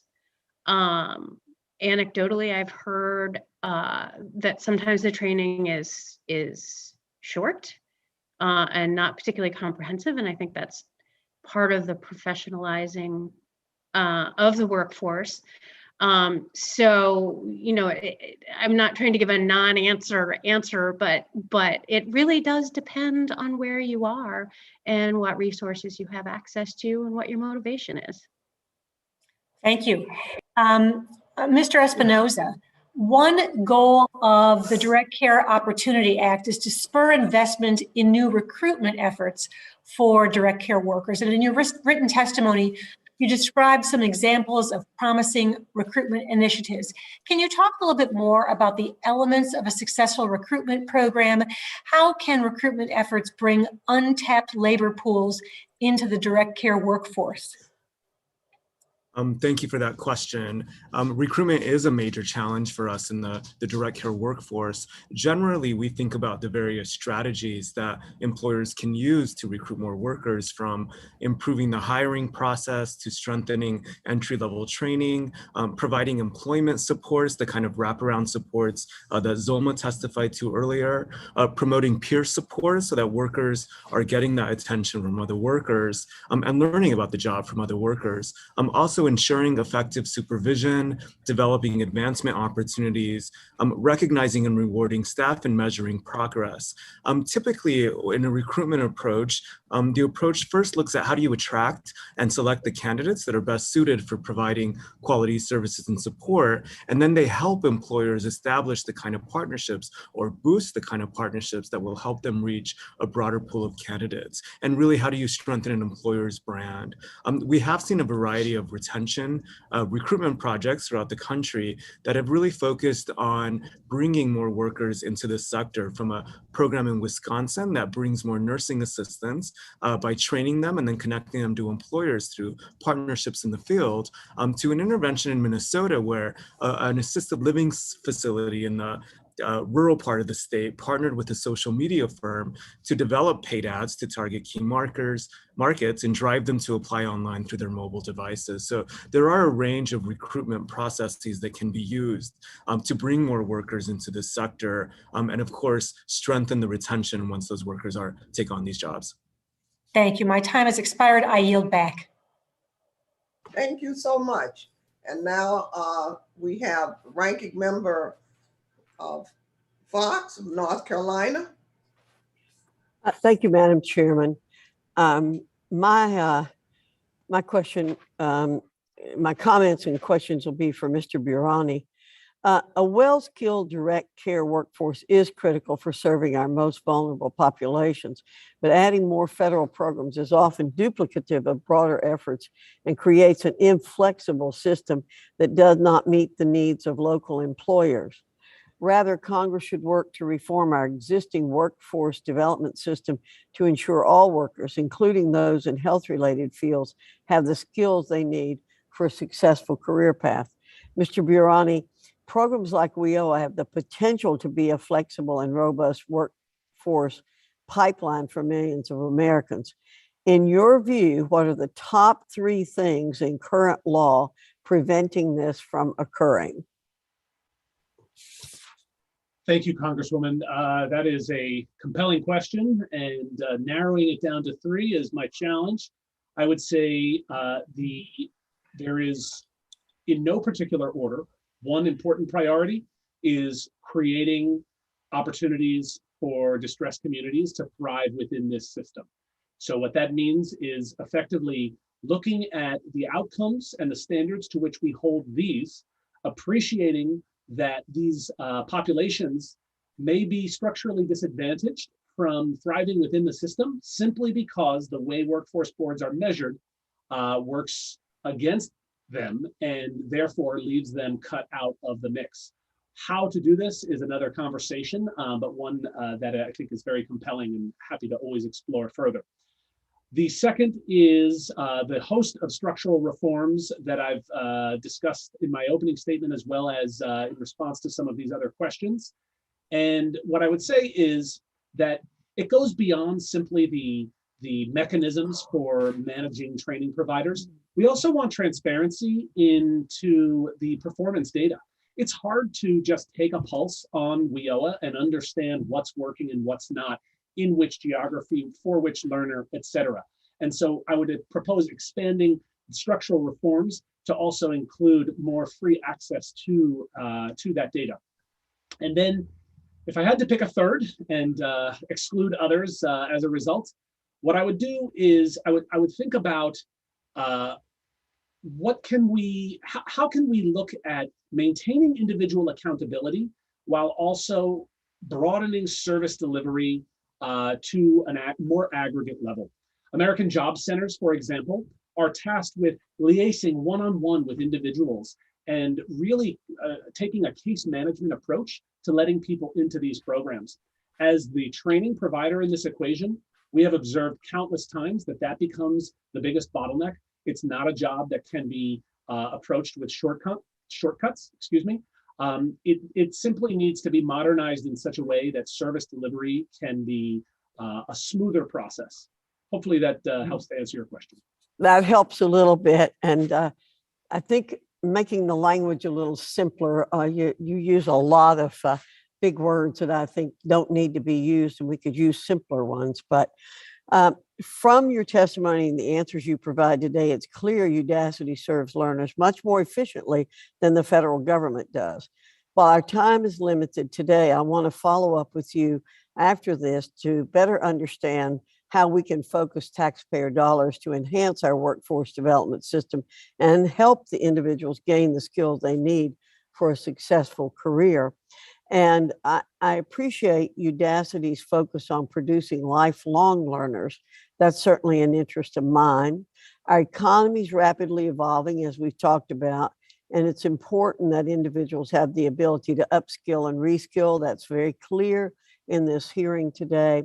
So how can individuals advance their career development with your company? If an individual learns one skill and then desires to learn additional skills in the chosen field, what avenues are there for the person to pursue that goal? That is an excellent question. I appreciate your compliment and your earlier feedback as well, Congresswoman Fox. I think that it starts with understanding the multitude of options available. Udacity is but one training provider, and we're reaching a point where there are more specialists. People need career guidance. They need to understand what's out there before they can begin to make decisions. We provide career services. On occasions, our programs also include soft skills, so they learn teamwork, collaboration, leadership, and so on. And we feel like this helps to create more opportunities for lifelong learning. Well, thank you very much. And I hope you'll put more of a focus on education than on the T word, because I think when you use that, you are limiting, very seriously limiting people's options. Thank you very much. And thank you, Madam Chair. Thank you. And now Representative Morrell of New York. Good morning. Thank you, Madam Chair, and thank you to both our chairs for holding what I think is a very, very important hearing to discuss this topic, and certainly to all of our witnesses for being here today and sharing their expertise. And I will say also that many of the questions that I had thought about asking have been asked by my colleagues, so I want to thank them. I think this has been a really enlightening conversation. You know, each year, the nearly 20 million adults in the country who need assistance with self-care deserve the dignity of receiving these services in the comfort of their own home. But obviously, as the witnesses have testified, we can't ensure that those services will be provided in an appropriate way unless we have a robust direct care workforce, each of whom receives appropriate pay and has the opportunity to grow professionally within the healthcare system. Just parenthetically, I note I was proud last year to introduce the Senior and Disability Home Modification Initiative, which would have helped support independent living for older individuals living with disabilities. And I was proud to see some of the provisions related to older individuals become law with the passage of Supporting Older Americans Act. But I know we still have a lot to do when it comes to recruiting an effective workforce and retraining them with proper wages, improved working conditions, and advancement opportunities. I just wanted to make note of a program. It's a federal program, the Health Profession Opportunity Grant Program, also known as HPOG or HPOG, which I think is a pretty effective healthcare training program that helps address workforce shortages for in-demand jobs. The program creates career pathways such as apprenticeships and ongoing training to empower applicants, many of whom are low income, to take on new jobs as nurses and technicians. It also supports many indirect aspects that people must consider, and which you talked about here this morning when working in those settings, including childcare, transportation, work supplies, application fees, etc. So the program stands out because it's helped advance the careers of people who have been disproportionately left behind in workforce training programs, especially low-income single women of color, and is more likely to result in a person being employed in a health program upon graduation. The availability of this program has been a particular asset to my community. Action for a Better Community is an organization that receives money from the program, and I've been blessed to be in contact with them, meet with the folks who have gone through the program. I think it's something we should continue to work on. I wanted to just, if I can, ask the question of Representative Fay. I am a proud former member of the New York State Legislature, so I have great appreciation, as many of my colleagues who served in state government, for that role. I wonder how we might be able to utilize programs and how the states might be able to utilize programs like this Health Professions Opportunity Grant Program to leverage funds to improve recruitment and develop defined pathways for career advancement for the direct care workforce. If you might be able to comment on that, not simply HPOG, but as I've described it, perhaps other programs as well. Thank you. Yeah, and so I'm thinking about that as we adjourned sine die last night, fairly late. So I might be just a little foggier than I would be normally. I would say it depends on the state. So in Maine, our workforce is really kind of disparate, and while our Department of Health and Human Services and Maine Care does the funding at a level where we're talking about home health care, they don't necessarily have a jurisdiction over all of that. I mean, we have credentials and training. So I think, well, yeah. Yeah, let me ask this, Representative. Would it be helpful in terms of thinking of it, and do you think about it in terms of creating rungs on a career ladder so that people come in terms of skill set, having relatively few skills, but continue to work up and have a more defined? Would that be helpful? And is that something you think about in your responsibilities? Oh, absolutely. I mean, that was definitely one of the recommendations of the commission that I chaired. And any assistance and guidance in making that happen, I think would be helpful. Very good. Well, Madam Chair, I have a lot of additional questions, but I appreciate very much the hearing. I see my time is up, so I will yield back. Thank you. You may submit them for the record if you want answers. And we will do that. Thank you. So ordered. And now Representative Banks, Indiana. Thank you, Madam Chair. Mr. Barani, Udacity has educated over 15.4 million learners since its founding in 2011. Can you tell us, in what ways do you believe an effective reauthorization of WIOA can help Udacity further expand learning opportunities for even more individuals? And are there reforms to the Higher Education Act, such as allowing Pell Grant recipients to enroll in short-term workforce development programs, would allow you to successfully help more learners?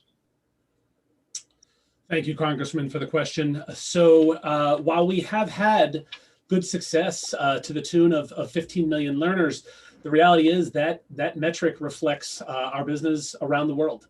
And so we have run programs in a variety of contexts, direct to consumer, working with corporations, at an enterprise level, as well as through the public sector.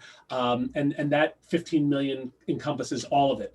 We're in the early days of WIOA at Udacity, and to be honest, I think I can speak for the broader world of short-term credentials.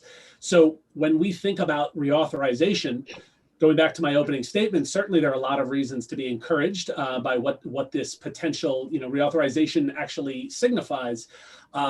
Anything that helps bring more dynamic options and choice to the learners and employers marketplace, we're in support of. If that helps students have a better range of options, and if that helps employers have a more robust talent pipeline, we support it. To your second question around the Higher Education Act, this is an area in which, generally speaking, what we can say is as short-term credentials start to get their moment in the spotlight next to traditional 2-year and 4-year degrees, we think that these programs should be open to accepting more learners from different backgrounds. And if different grant eligibility becomes a topic for discussion, we support that. Good. Appreciate that. You also mentioned in your testimony that Udacity offers over 60 nano degree programs. Can you describe what that means? What do these programs entail? Yes, so a nano degree program is effectively a combination of technical learning and hands-on project work. So earlier we spoke about industry partnerships for curriculum development. If you were to enroll in a program to learn the fundamental skills of cloud computing, you would have an expert in cloud computing, potentially someone employed or connected to that industry, who is effectively delivering this content through sort of bite-sized learning modules. And this experience is augmented by a series of support just interventions. We have session leaders who effectively work, not unlike graduate students in a higher ed context, facilitating discussion and lab work and project submissions. We've got tutors and mentorship resources available. We've got community resources because we acknowledge that a lot of our best learning comes from observing our peers.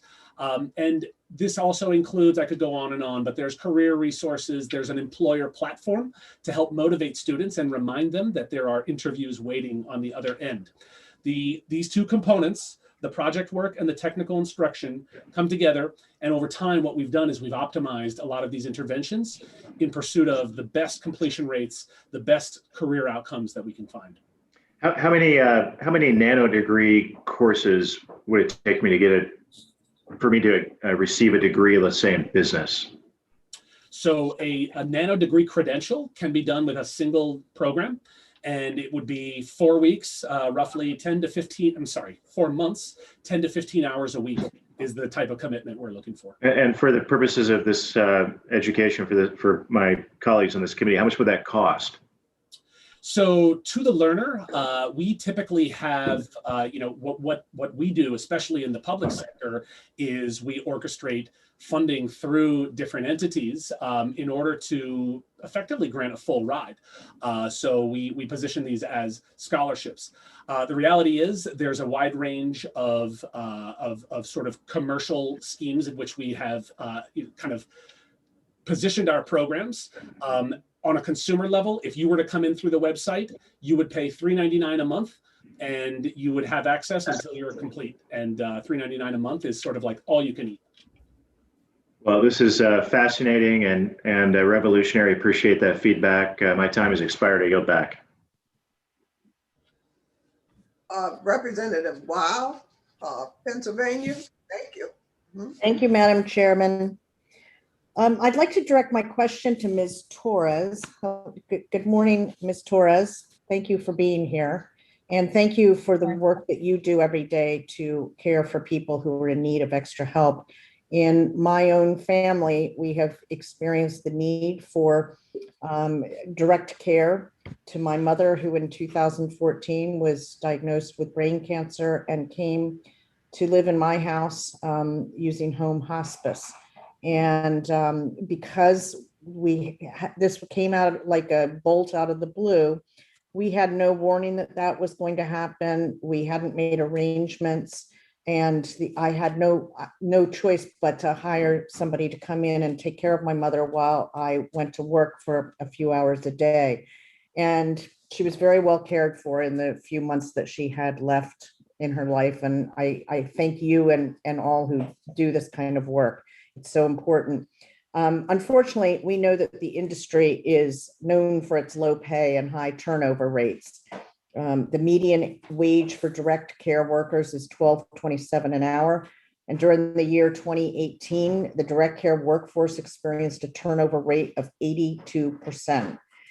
So I guess my question to you is, do you see career advancement as something that you desire? And if so, do you believe that there is any possibility for career advancement for you in your field? Do you have any kind of pathway to jobs with greater responsibilities and higher pay? Yes. I do believe that I could go forward with my job. I could build. They have opportunities.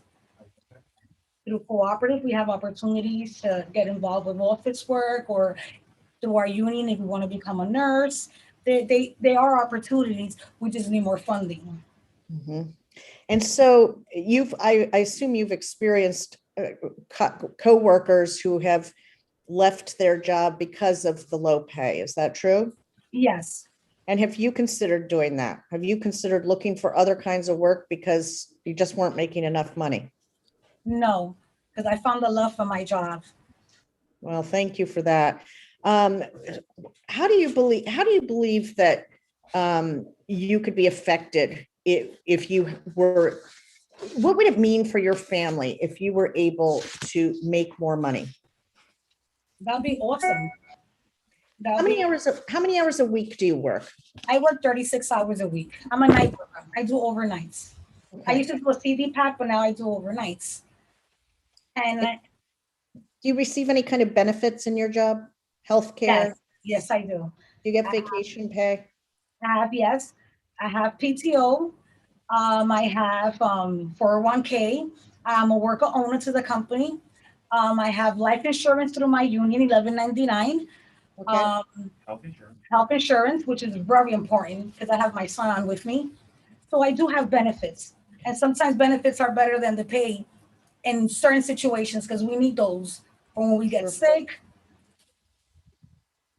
So in your case, you feel that the work that you are doing is satisfying enough that you don't aspire to leave and go into another line of work. I believe that that's what you said. What about the people that you work with? Do you know others who leave the job, which is such an important job, simply because they want a job that pays more? Yes, because we need raises, we need the money, and not everyone wants to stay on board knowing that they could make more money somewhere else. And it's difficult because even though I love my job, my wages, I live check to check. I do transportation back and forth. I reside in Connecticut and work in New York. So that's also money going back and forth. Sure. So it would be great if they pay my bills, like, like everyone else. So if we was to get a raise, it would be awesome for every home health aide. Why? Because they'll find interest in wanting to go out to work. We could recruit more home health aides and give them the benefits that cooperative and our union is offering. So that'd be awesome. And which union do you belong to? 1199 SEIU. Okay, thank you so much. I appreciate your testimony and I yield back, Madam Chair. Thank you so much. Thank you. And now Representative Good of Virginia. Representative Good? You have to unmute, sir. We can't hear you. There we go. Thank you. Sorry about that. Trying to hit it and it wasn't working for me. Thank you, Madam Chairman, and thank you to all of our witnesses, and appreciate your time with us today. Mr. Burani, last Congress, the Republican Study Committee proposed the establishment of an E-Verify program that would require all individuals to be confirmed to the Department of Homeland Security before being eligible for federal jobs programs. This would mean that only people who are legal eligible to work in the United States would be able to take advantage of federal jobs programs. Would you recommend that Congress implement this proposal? So at Udacity, where we've typically focused our energy is on getting people through the system once they are allowed in. We haven't traditionally taken positions on eligibility of that nature. Well, the question of E-Verify, mandatory E-Verify for the federal workforce is one that my office has been discussing for some time now, and a policy like this would be a simple fix to ensure that American workers are prioritized and the rule of law is followed and upheld. So I certainly continue to strongly urge my colleagues to consider policies that would institute mandatory E-Verify for the federal workforce. But Mr. Burani, I appreciate your focus on working within the existing framework that we have, instead of adding to an already bloated welfare state like some on this committee would seek to do.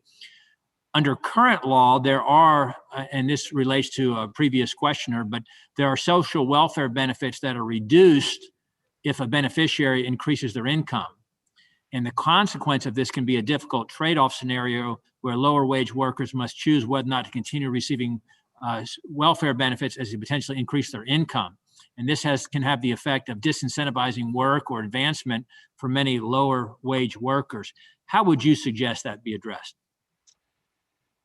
That is a good question, Mr. Congressman. And I think, it takes a lot of analysis to understand the benefit cliff and how it is actually changing behavior. People who are entering programs such as ours are making an investment. To the earlier question, this is not necessarily a financial investment. However, the opportunity cost of stretching their lives even thinner, making sacrifices, potentially even taking themselves out of the labor market need to be considered. I think that the important thing is to look at the outcomes of these programs and to understand, as WIOA has stipulated since its enactment 7 years ago, that not only is credential attainment and job placement important, but also we're looking at median salary. We're looking at it, the system looks at it after 6 months and after 12 months because we want to see retention and we want to see effectively a standard of living that has been sustained. In our particular programs, the sort of archetype of a learner who upskills through a Udacity nanodegree program has set themselves up for, in many cases, a much higher standard of living because they are entering high growth pathways in which the supply and demand in the labor market has supported that. So we believe that accountability and transparency into those outcomes, certainly in our world, helps to keep that momentum moving forward. I agree, and that's what we all aspire to do, is to help people to get to those higher wage situations. In your testimony, Mr. Burani, you emphasize the importance of creating effective mechanisms that encourage individuals to invest in their own career transformations. What are some ways that you have seen individuals set themselves up for success by creatively developing their long-term skill sets? That's an excellent question. And I think that there are so many paths to the finish line. But as is probably no secret to anyone in this discussion, they get what they put in. And so people that look for the path of least resistance might succeed, but on balance, generally will not succeed as much as the people who look for ways to augment their learning experience. Earlier, I mentioned career services that we offer. Some of them are mandatory project submissions. Some of them are discretionary. You can choose to have your resume reviewed and you can choose to do the work to polish it up. Ditto your LinkedIn profile. You can hone your interview skills.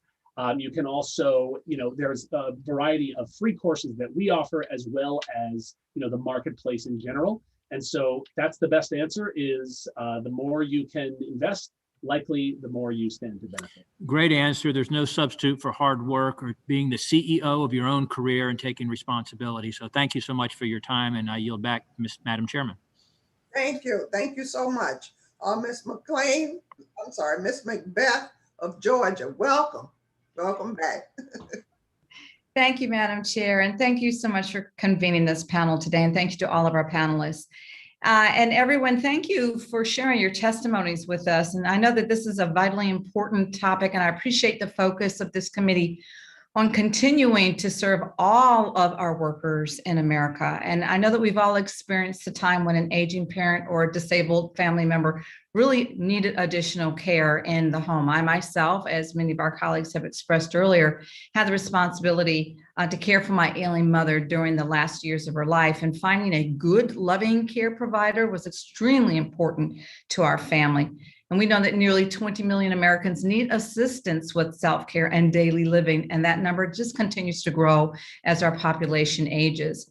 This is an issue that touches the lives of almost every American, and when the time comes, we all want to leave our loved ones in the care of a compassionate and very capable individual. And we should treat those caretakers with the same compassion and the same respect that we expect them to treat our loved ones. And despite the essential nature of their work, as we've been expressing, direct care workers face an extremely high turnover rate of about 80%. And these high rates of burnout, low pay, and limited benefits, and a feeling of being just so undervalued are all central to the challenges facing the direct care workforce. However, we know that, there are solutions for these problems. We've been talking about this today, and President Biden and this committee have proposed bold action to address the direct care workforce shortage and ensure that these are good paying, middle class, high quality jobs. So my question is for Representative Fay. One of the elements that you touched on in your testimony is the need to raise the perception of direct care as a viable, meaningful career pathway. Can you talk about proposals that your state is considering to help implement and achieve these goals? Oh, thank you, Congresswoman, for that question. So I think the number one issue is pay, is wage rates. And so if we sort of set that aside, which is something that our commission did, because I think everyone on the commission, there was a consensus agreement that the pay was not commensurate with the work. And if we value work by the amount of money that we pay people, then we're not doing justice to the value that this work provides to our loved ones, but also to our economy. There's a parallel between the childcare workforce issue and the caregiving workforce issue as well. So I think I'll just stop there with the pay. You know, yes, that's where I'll stop. Thanks. Sorry. Okay. I don't want to take too much time. Well, thank you so much for that. And Mr. Espinoza, individuals who are receiving consumer-directed care are often responsible for finding and hiring their own direct care workers, as my family and I had to do as well. While this gives these individuals really a great deal of individual choice. You know, we had a large choice of care providers regarding who provides, you know, services for families. And, you know, we had to do the same for my mother. Can you talk about some of those strategies that PHI actually recommends that helps connect people like us, families like us, with workers who can provide those kinds of services? Yes, absolutely. Thank you for the question, Congresswoman. One of the best strategies I think that we've been seeing in the field are matching service registries or caregiver registries. These are online platforms that help home care consumers and workers find one another. In California, there are 4 centers for independent living that offer a matching service registries, and they include features for consumers and workers. They include the option for workers to record short messages. There are a variety of technological features that make that interaction more possible, and it allows them to connect based on preference, based on their needs, and based on their availability. However, there are only matching service registries in 10 states. Many of them are chronically underfunded and do not embody the best of technological processes. And so certainly the Direct Care Opportunity Act could make a big dent in this issue. It could ensure that all states have matching service registries, or that we find other viable ways to connect consumers and consumer-directed programs to workers. Well, thank you so much. And Ms. Torres, I just want to say in my last few seconds, thank you so much for everything that you do, the work that you provide and the care that you provide the residents that are depending on you is truly, truly vital. And we just really appreciate everything that you do for this industry. And I yield back. Thank you, Ms. Macbeth. And now Ms. McLean of Michigan, when she finishes, the gavel will go back to Mr. DeSaulnier, who has returned to the meeting as co-chair. Ms. McLean of Michigan. Thank you, Madam Chair. Mr. Burhani, thanks, sorry about that. Your work involves upskilling individuals with vital skill sets that leads to promising careers.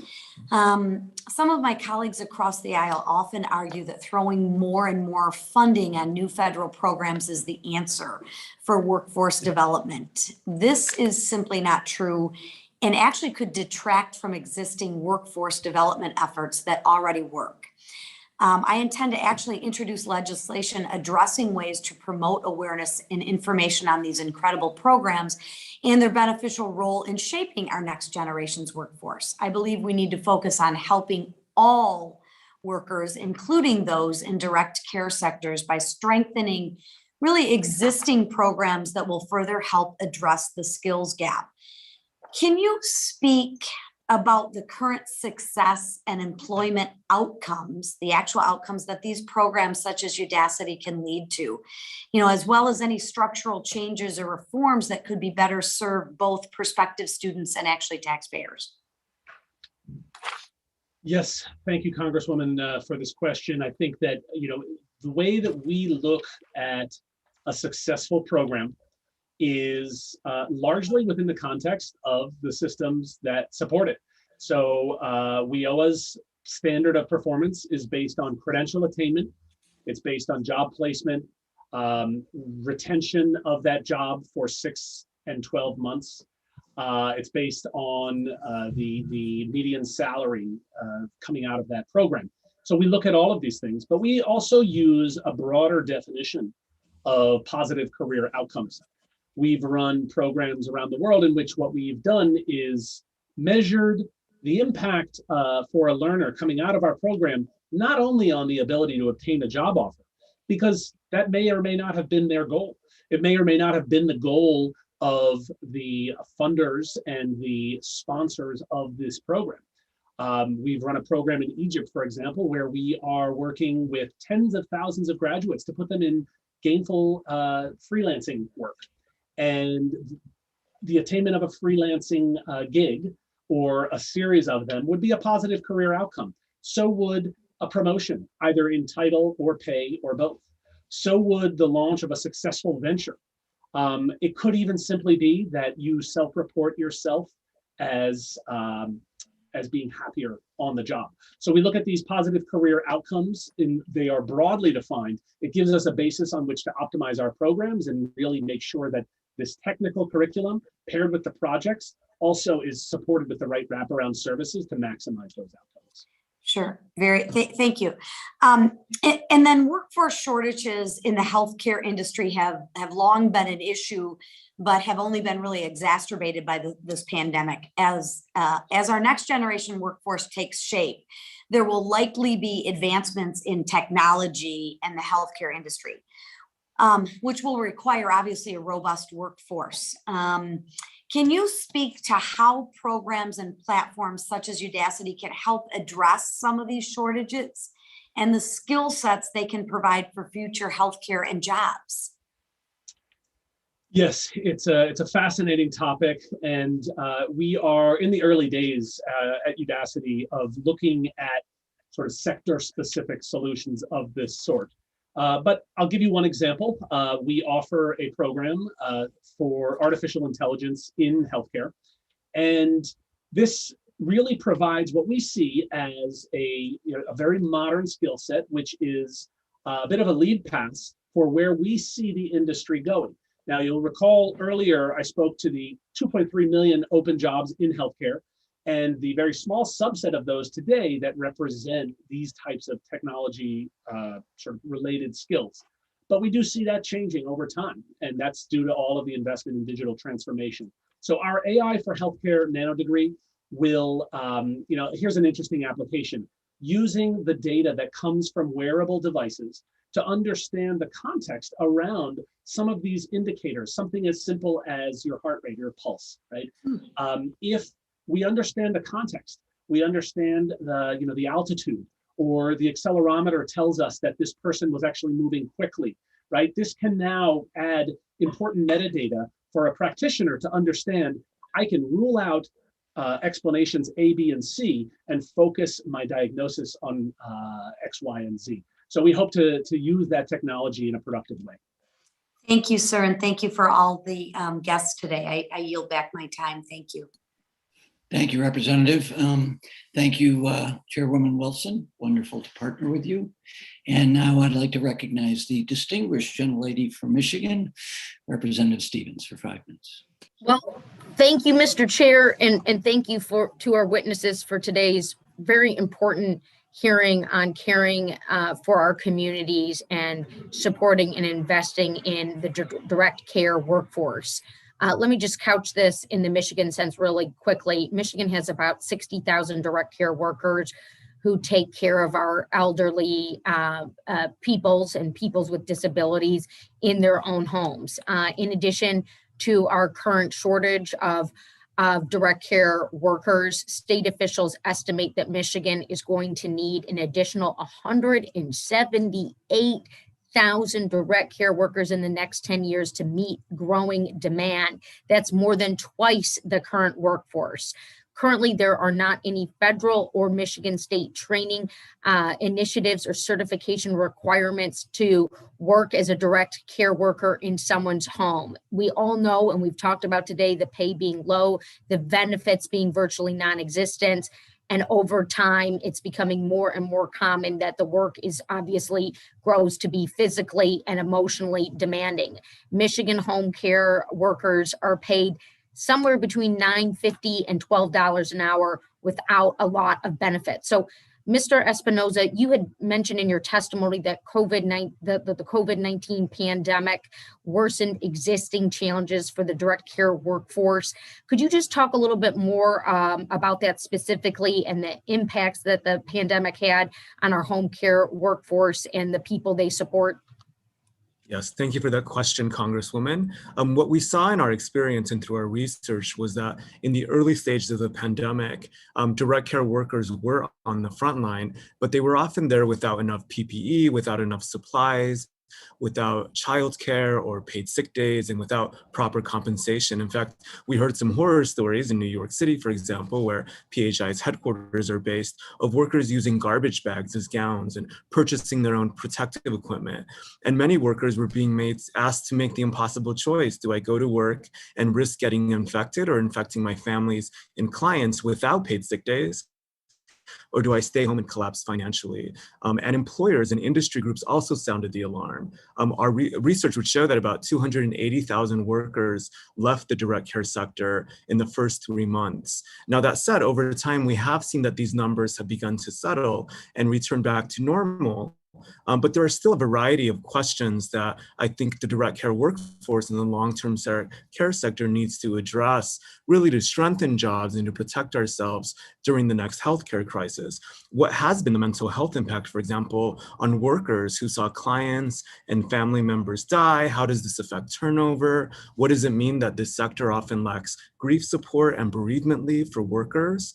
How should this sector improve safety standards, infection control and prevention, emergency preparedness? How do we recruit effectively when so many workers saw how dangerous and unprotected these jobs are, especially in nursing homes? And how do we learn from the short-term measures that were adopted, from hazard pay to paid leave to childcare centers in certain cities or virtual trainings, to think long-term, to modernize the job and to transform this sector in the long term? I mean, certainly we would ask for a federal report on the lessons learned of this workforce and how to prepare for ourselves in the future. Great. Thank you so much for that really, really thorough explanation and just all of your background. With my remaining time, Representative Fay, in your testimony, you talk about individuals who are eligible for home care and community-based services going unstaffed because there is simply a shortage of workers to provide the services that the individual is eligible for. Could you just tell us what's at stake when an individual is not able to access the care they need? In some circumstances, people will die because they can't access care. And that's part of what really keeps me doing this work. You know, making sure that there's a workforce there to care for folks that need it so that they can live their best lives is I feel like one of the most important things that I can do as a representative. So not being able to do the things that bring people joy or simply live with dignity is what's at stake here. Thank you for that. And with that, Mr. Chairman, I yield back. Thank you, Ms. Stevens. I'm back. This hearing is impacting each and every one of us personally. And it has really just impacted our constituents. This is very moving. And now we'll hear from Mr. Harsberger of Tennessee. Thank you, Madam Chairman. My question is for Mr. Barani. I've been in the healthcare industry for 35 years, and I have absolutely serviced and worked right alongside with these direct healthcare workers as a pharmacist in in making sure that we work with home health and hospice, the agencies, as well as the healthcare providers in that. And I absolutely know there is a shortage of direct healthcare workers. You know, there's a shortage of registered nursing, especially in rural communities. And from Representative Fay's comment and what they saw from some research that this is a dead-end job, I absolutely agree with the chairman that that's a marketing failure, in my opinion, because this is just a springboard to so many other areas in healthcare as far as the nursing industry goes. And from the business component, more money does not equal better outcomes. And I could tell you that from my profession and being a business owner too.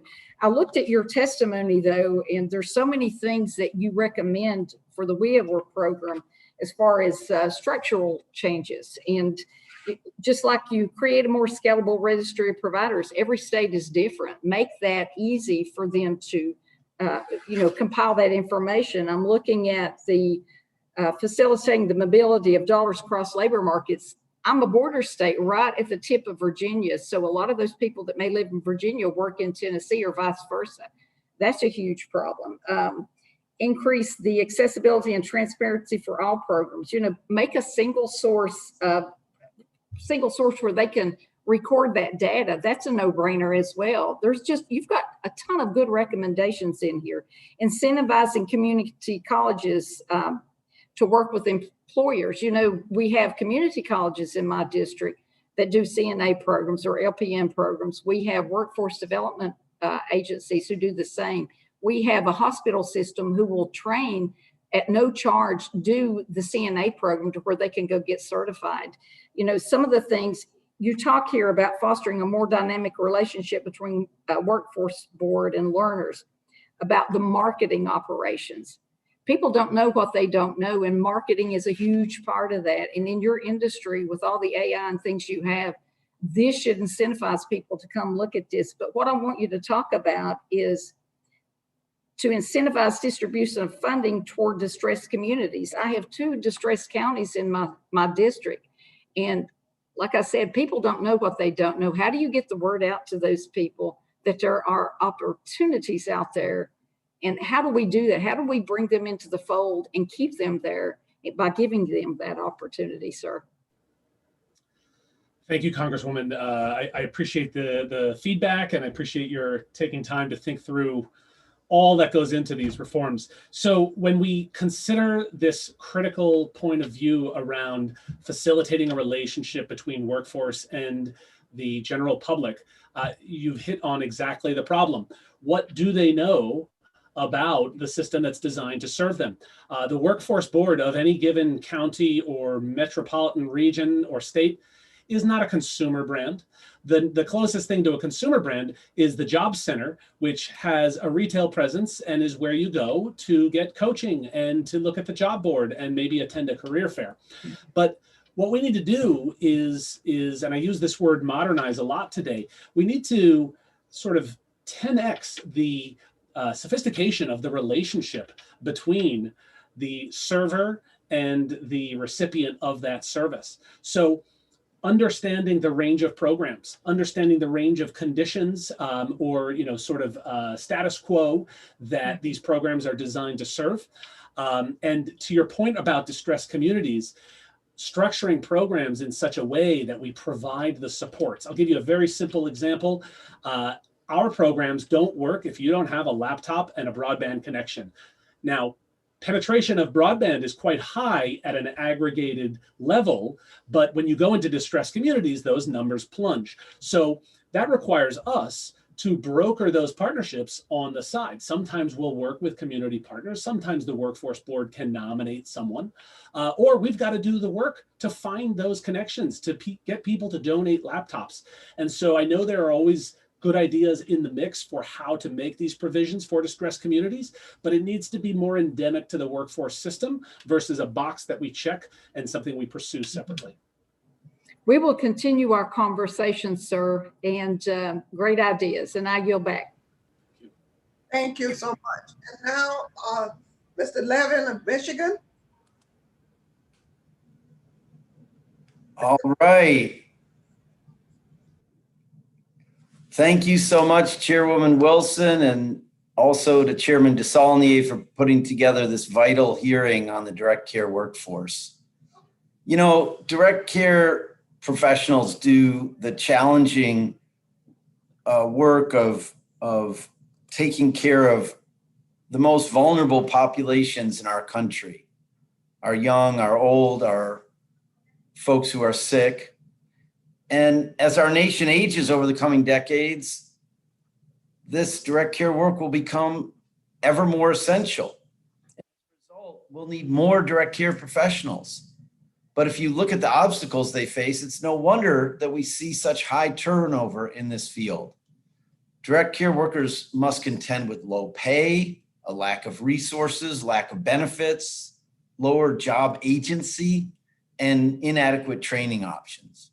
And it's not due to marketing of workforce agencies. In Michigan, actually, our workforce investment boards are very strongly branded as Michigan Works, and the public knows about them. But these are just not jobs that enough people are able or willing to do because they're so low paid, and they have so low status in society, which is all of our fault. It's the fault of policy. So we've got to invest more in direct care to ensure that direct care workers are valued and have the resources and respect fitting this essential, complicated, and dangerous work that they do. Mr. Espinoza, you mentioned in your testimony that in all 50 states and DC, the direct care worker median wage is lower than the median wage for other occupations with similar entry-level requirements, due in large part to the limited funds available through Medicaid. So as you know, the American Rescue Plan increased federal funding for home and community-based services by 10%. Can you talk about how these funds have enabled states or will enable states to improve wages for these workers? Will the money really get through to the workers? Thank you, Congressman. I think the American Rescue Plan can make a big difference in improving jobs and improving supports for people who need this level of support. What it does specifically is it increases the federal matching rate by 10 percentage points, and it encourages states to use that additional funding to both expand home and community-based services, but also in many instances, improve jobs. Several states have put forth their spending plans, and we have seen a number of measures in those plans that would do a great deal for workers in those states. So for example, North Carolina recently introduced its spending plan, and some of its measures include $210 million a year for recruiting, retaining, and building the network of HCBS direct care workers, also money for employment training for direct care workers, and money for a direct care workforce survey to better understand what are the driving factors for so many workers to come into the sector or leave the sector. And this would, of course, not just address marketing, but it would address how do you transform the overall quality of the job. New York has also put forth its spending proposal, and it includes about $2.1 million for direct care workforce issues, including the long-term care workforce in value-based payment readiness, improving jobs for direct support professionals, which are a segment of the workforce that supports people with intellectual and developmental disabilities, but also issues like transportation, Medicaid rehabilitation rates, training and supports, and building evidence-based practices, and more. So it shows, I think, both the possibilities that increased Medicaid funding can have on improving jobs and improving services, but also the incredible need that's needed in this sector in every state to strengthen recruitment and retention. Does PHI have specific recommendations regarding increasing federal Medicaid funding on a going forward basis after, after what we've already done? Yes, absolutely. I mean, we would argue for many of the items that I mentioned just right now, but we would include how do you improve wages for direct care workers? How do you strengthen the training infrastructure for employers, including virtual, but also in-person and hybrid approaches? How do you create career advancement opportunities? Can this money be used to strengthen the data collection infrastructure so that employers and policymakers can better track workforce capacity and job quality? And how do you improve research and surveys on these workers? Those are a handful of recommendations that we would issue. Yeah. Well, thanks. Madam Chairwoman, I started working with healthcare workers who wanted to organize in the early 80s. And I have, throughout all these decades, this workforce has never really been changed in terms of being paid adequately, having real career tracks, real opportunities for advancement, and the training and supports they need. It's high time we get that done. They need it, and the people they care for need it. And with that, I yield back. Thank you, Representative Levin. I agree with you 100%. It is our responsibility to change that scenario. Yes, ma'am. Representative Fitzgerald, and then after Representative Fitzgerald is recognized and speak, I'll pass the gavel back over to our co-chair, Mr. DeSagne.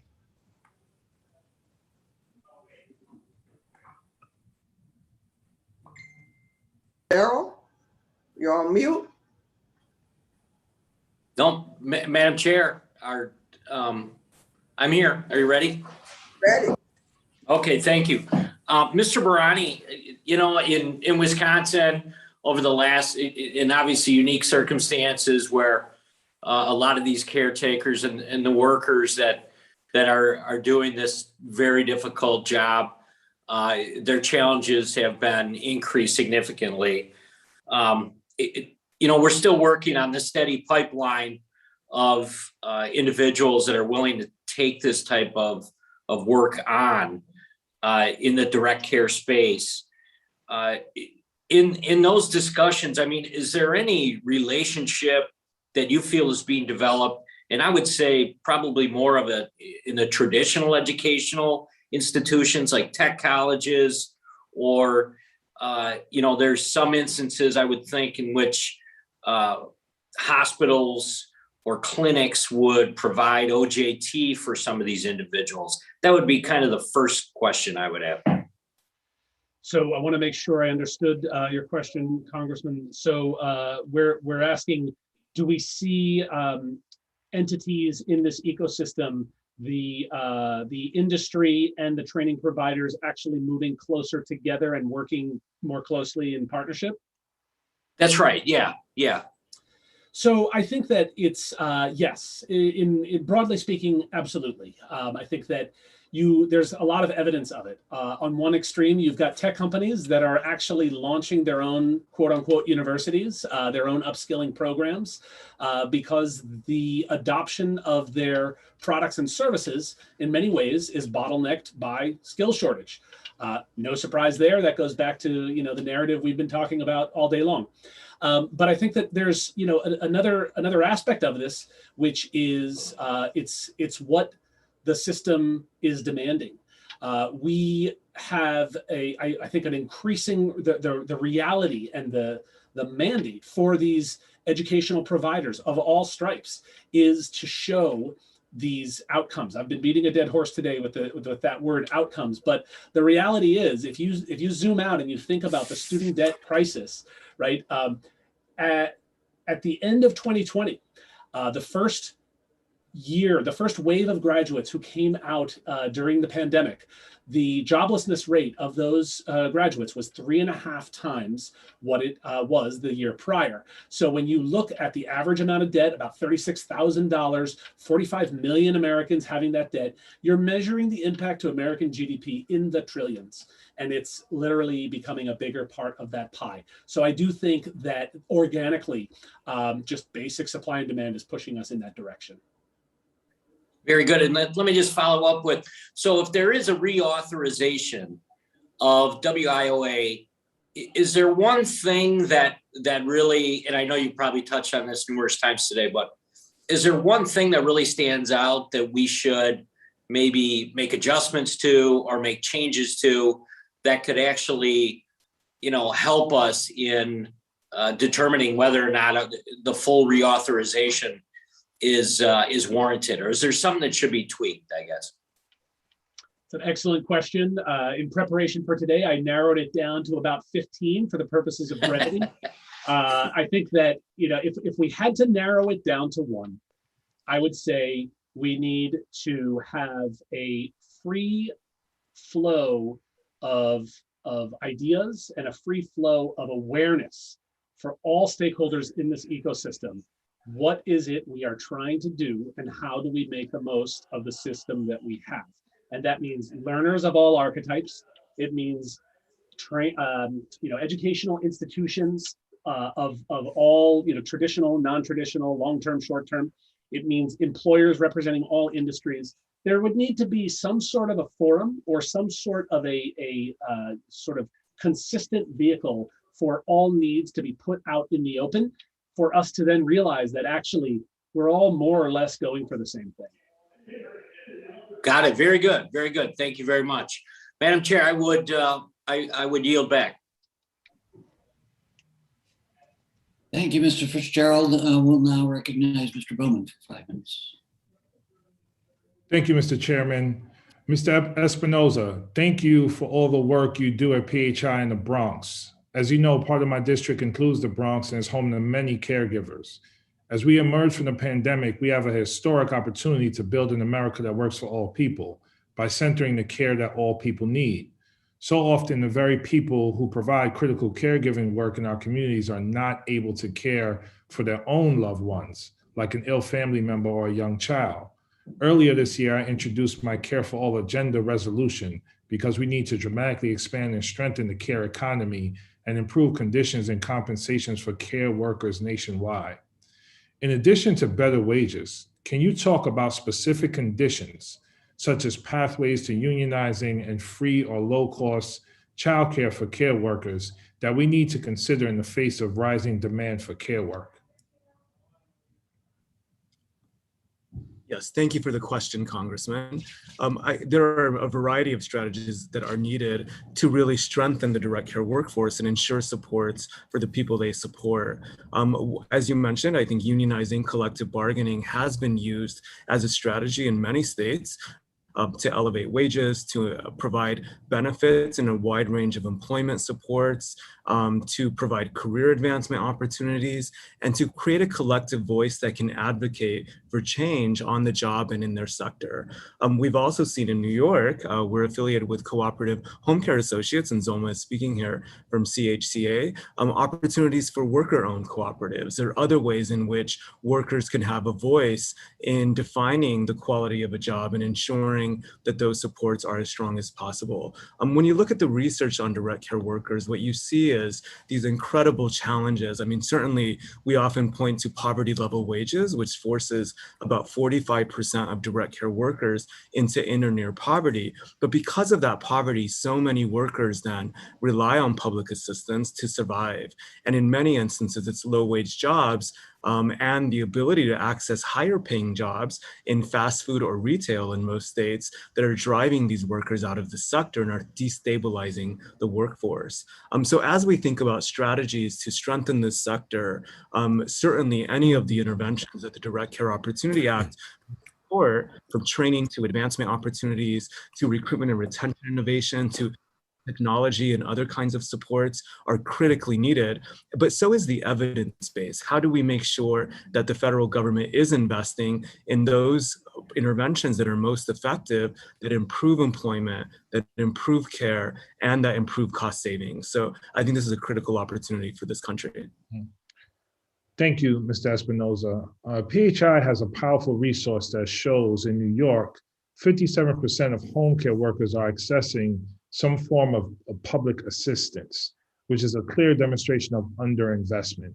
President Biden's American Jobs and Families Plan, President Biden's American Jobs and Families Plan would make a significant investment in Medicaid's home and community-based services, which is a necessary step in the right direction. In addition to funding, what do you think needs to change about the way we talk and think about care work? How can that translate to federal policy?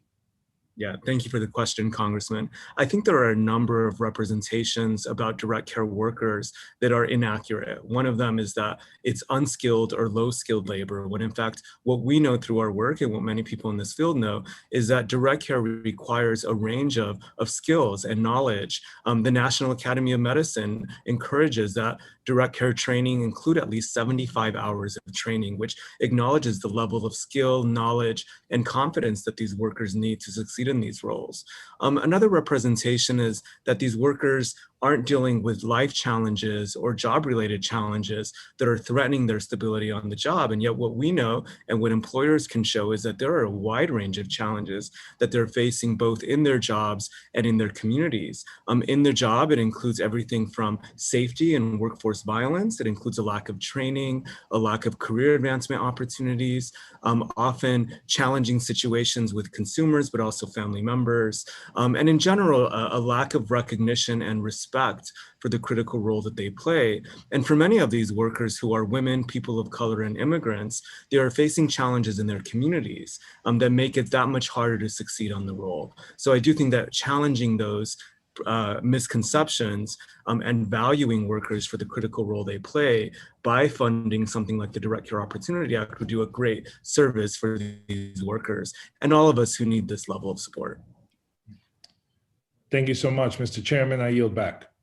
Thank you, Mr. Bowman. I will now recognize Representative Letlow for 5 minutes. To all the witnesses, thank you for taking the time to testify before the committee today. After the past year we've had, it's clear just how important it is for our country to have qualified, trained professionals in the healthcare sectors. Our doctors, nurses, and healthcare workers across all fields are vital in providing essential services and helping patients and families through some of their most difficult times. While I understand the motive is good, I have serious hesitations with authorizing another massive new grant program for $1.5 billion to address only one sector of the healthcare field. I believe we should be utilizing existing funding streams under the Workforce Innovation and Opportunity Act and the Registered Apprenticeship System to prioritize high-demand fields such as direct care workers. Additionally, having employers more involved in workforce education curriculum will help future employees come out of school prepared to handle the latest challenges and trends and ready to enter the workforce. My question is for Mr. Burani. In your testimony, you emphasized the importance of facilitating the mobility of dollars across labor markets and incentives to collaborate with neighboring workforce areas. What specific reforms should be made to promote greater coordination across communities? And what benefits are there to incentivizing collaboration? Thank you, Congresswoman, for the question. I think this is important. Let's just consider a hypothetical case study. You're in a specific county. You live there and are a contributing member of that society, and you happen to be interested in upskilling yourself. It could be that most of the career opportunities happen to be in the next county over.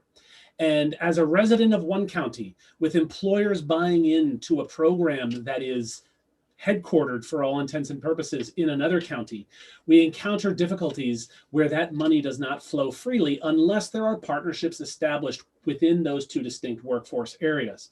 Now, there is nothing holding back those workforce areas from collaborating, but that takes time and attention and energy and resource, and that is immediately creating drag on the process.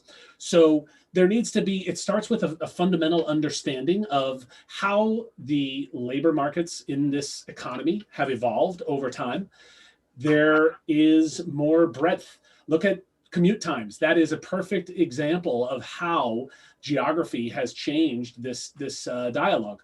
But also consider the rise of remote work. What we need to do is make provisions for these circumstances and create abilities either with a sort of a parallel hierarchy in which that particular type of partnership is facilitated, or some other workaround, some other carve out that allows me in county number one the ability to go with confidence and try to get involved in a workforce program that might not be in my backyard. Thank you so much. I appreciate it. I yield back my time.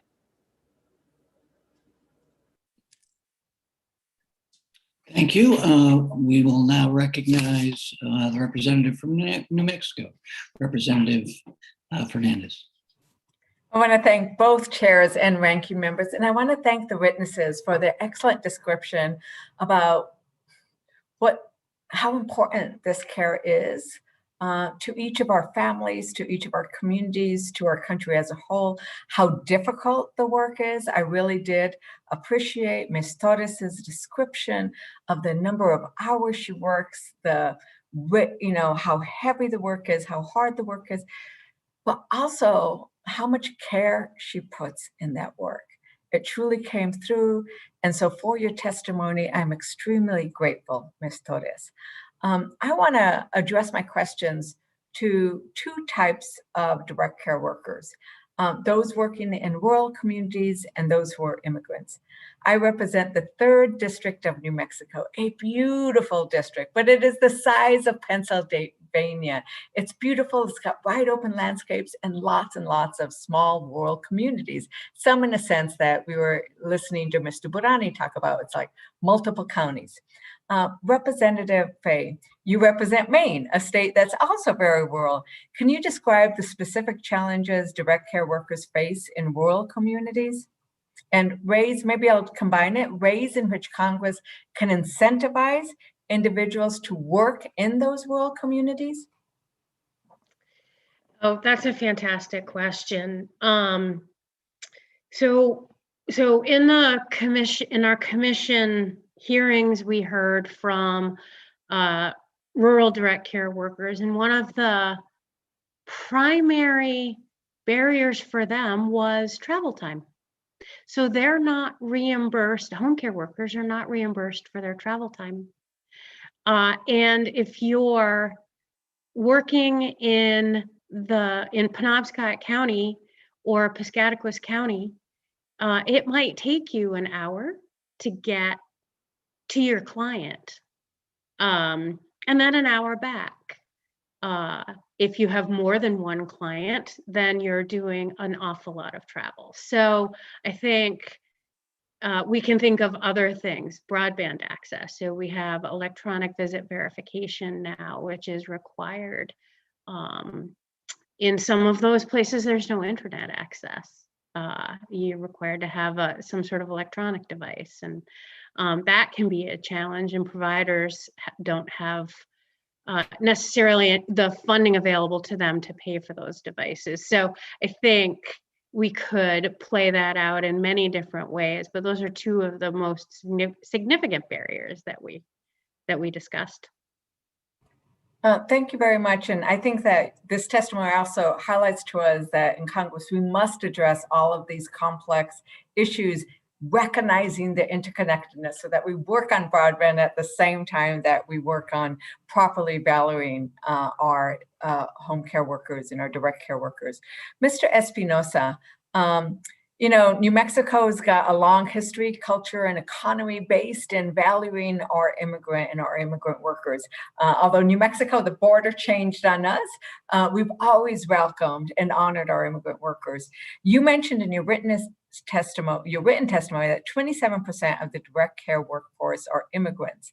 And I know there's been discussion about the disparities immigrant direct care workers face compared to their colleagues.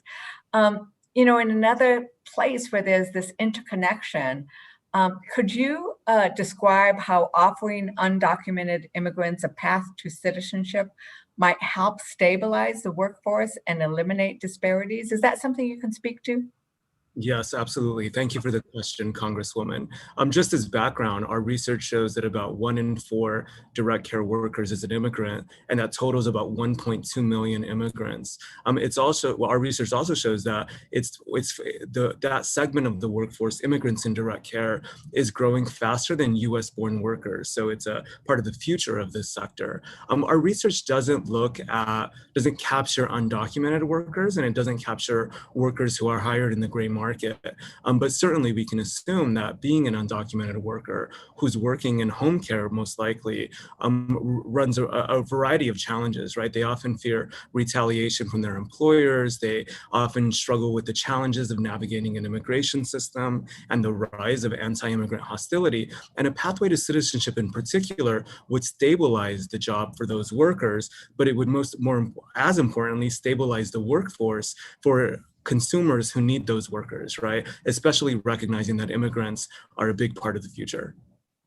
Thank you for that. I would note that if we actually did the American Citizenship Act, it would provide a $1.4 trillion benefit to our economy, as well as provide the workers in this industry we need. My time has expired. I yield back. Thank you, Representative.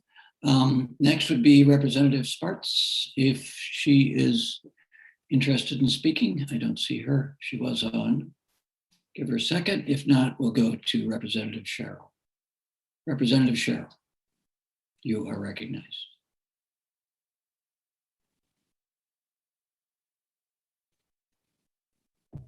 Thank you so much, and it's great to be here. Representative Fay, your state and nation have been struggling for years to develop a strong pipeline of direct care workers to meet the needs of our residents. You've said the shortage of direct care workers has become a real crisis in your state. Can you say more about why this is a crisis and what have the impacts been on older and disabled residents based on this? I think the crisis was laid bare by the pandemic for reasons that we have talked about a little bit today. There are some problems for workers going into folks' homes. I'll say specifically in Maine, there are some personal care attendants who are not characterized as healthcare workers, and they didn't, for instance, early on have access to vaccines. So that was problematic for them and problematic for their clients and the people that they care for, because if you rely on someone else to help you cook meals, then your nutrition suffers. If you require someone else to help you get to doctor's appointments, then your health suffers. And we also know that isolation has a significant impact on mental health. So I think those are some specific impacts that we saw of the growing crisis in the workforce shortage. And that continues. We have a workforce crisis across the state in most sectors. So we are now having the challenge of having to try to attract workers into this particular low wage work. And then for reasons which I mentioned before, the healthcare impact to their clients is really negative. So is any of what you're discussing a funding need directed towards job training and recruitment of direct care workers, or it sounds as if it's not necessarily on the training end, that it's just that the actual payment, the low payment? I'm just wondering if this is a recruitment and training problem, or if it's simply wages need to be higher in this industry. It's both. I think necessary to increase wages, but not sufficient. One of the things I mentioned in my testimony is the way we value the work. And if we're having folks whose work isn't valued, caring for people who maybe are have a less of a voice, who are less visible, people with disabilities and older folks, then we have a system that's sort of a negative feedback loop. So we need to raise the wages, but we also need to raise the visibility and the way that we value these jobs.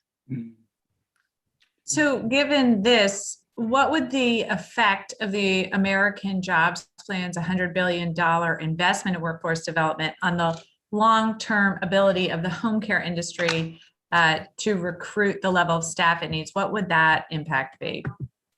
I think the impact would be significant. In Maine, much of the work is funded, much of our direct care needs are funded through main care, which is our Medicaid.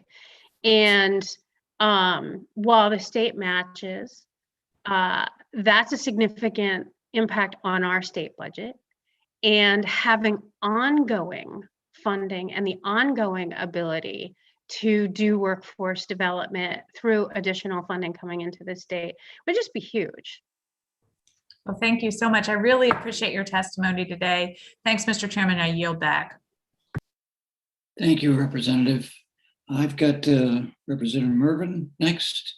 I don't see him on the camera, but if you're ready to go, please proceed. Mr. Esposito, in your testimony, you note the astronomical turnover rate among home care workers of 65%. Can you tell us more about the impact of the high turnover on the continuity and quality of care, and also outcomes for older people and people with disabilities who rely on long-term services and supports? Yes, thank you for the question, Congressman. As I mentioned earlier, turnover is one of the top threats that providers specifically name facing their agencies. They name caregiver shortages and caregiver turnover. And two recent studies did show that the turnover rate for nursing staff and home care workers are about 99% and 65% respectively. And it often happens within the first 90 days. Turnover has a huge impact on everyone in the system. It creates job instability and financial challenges for workers who must move from one job to another. It disrupts continuity of care for consumers. And oftentimes a worker will have quite a bit of valuable information on someone's health, someone's preferences, someone's experiences. And a lot of that can get lost when a worker turns over to another worker. And it affects employers. The estimated direct cost of replacing a nursing assistant or home care worker is about $2,200. And that affects employers and it affects the system. There are ways in which interventions can dramatically address turnover and retention. We launched an initiative in 2013 that provided a 120-hour adult learner-centered home health aid training curriculum with about 500 trainees in New York City. And it led to a variety of improvements. And most importantly, in addition to the ways in which it improved patient-centered care or cultural competence, we found that 90% of participants completed the course and that trainees were more than twice as likely to be on the job at 3 months and 64% more likely to be on the job at 6 months. So there are ways in which workforce interventions, if well-designed and evaluated, in different parts of the country to allow for that local context, can make a big dent in addressing turnover and retention.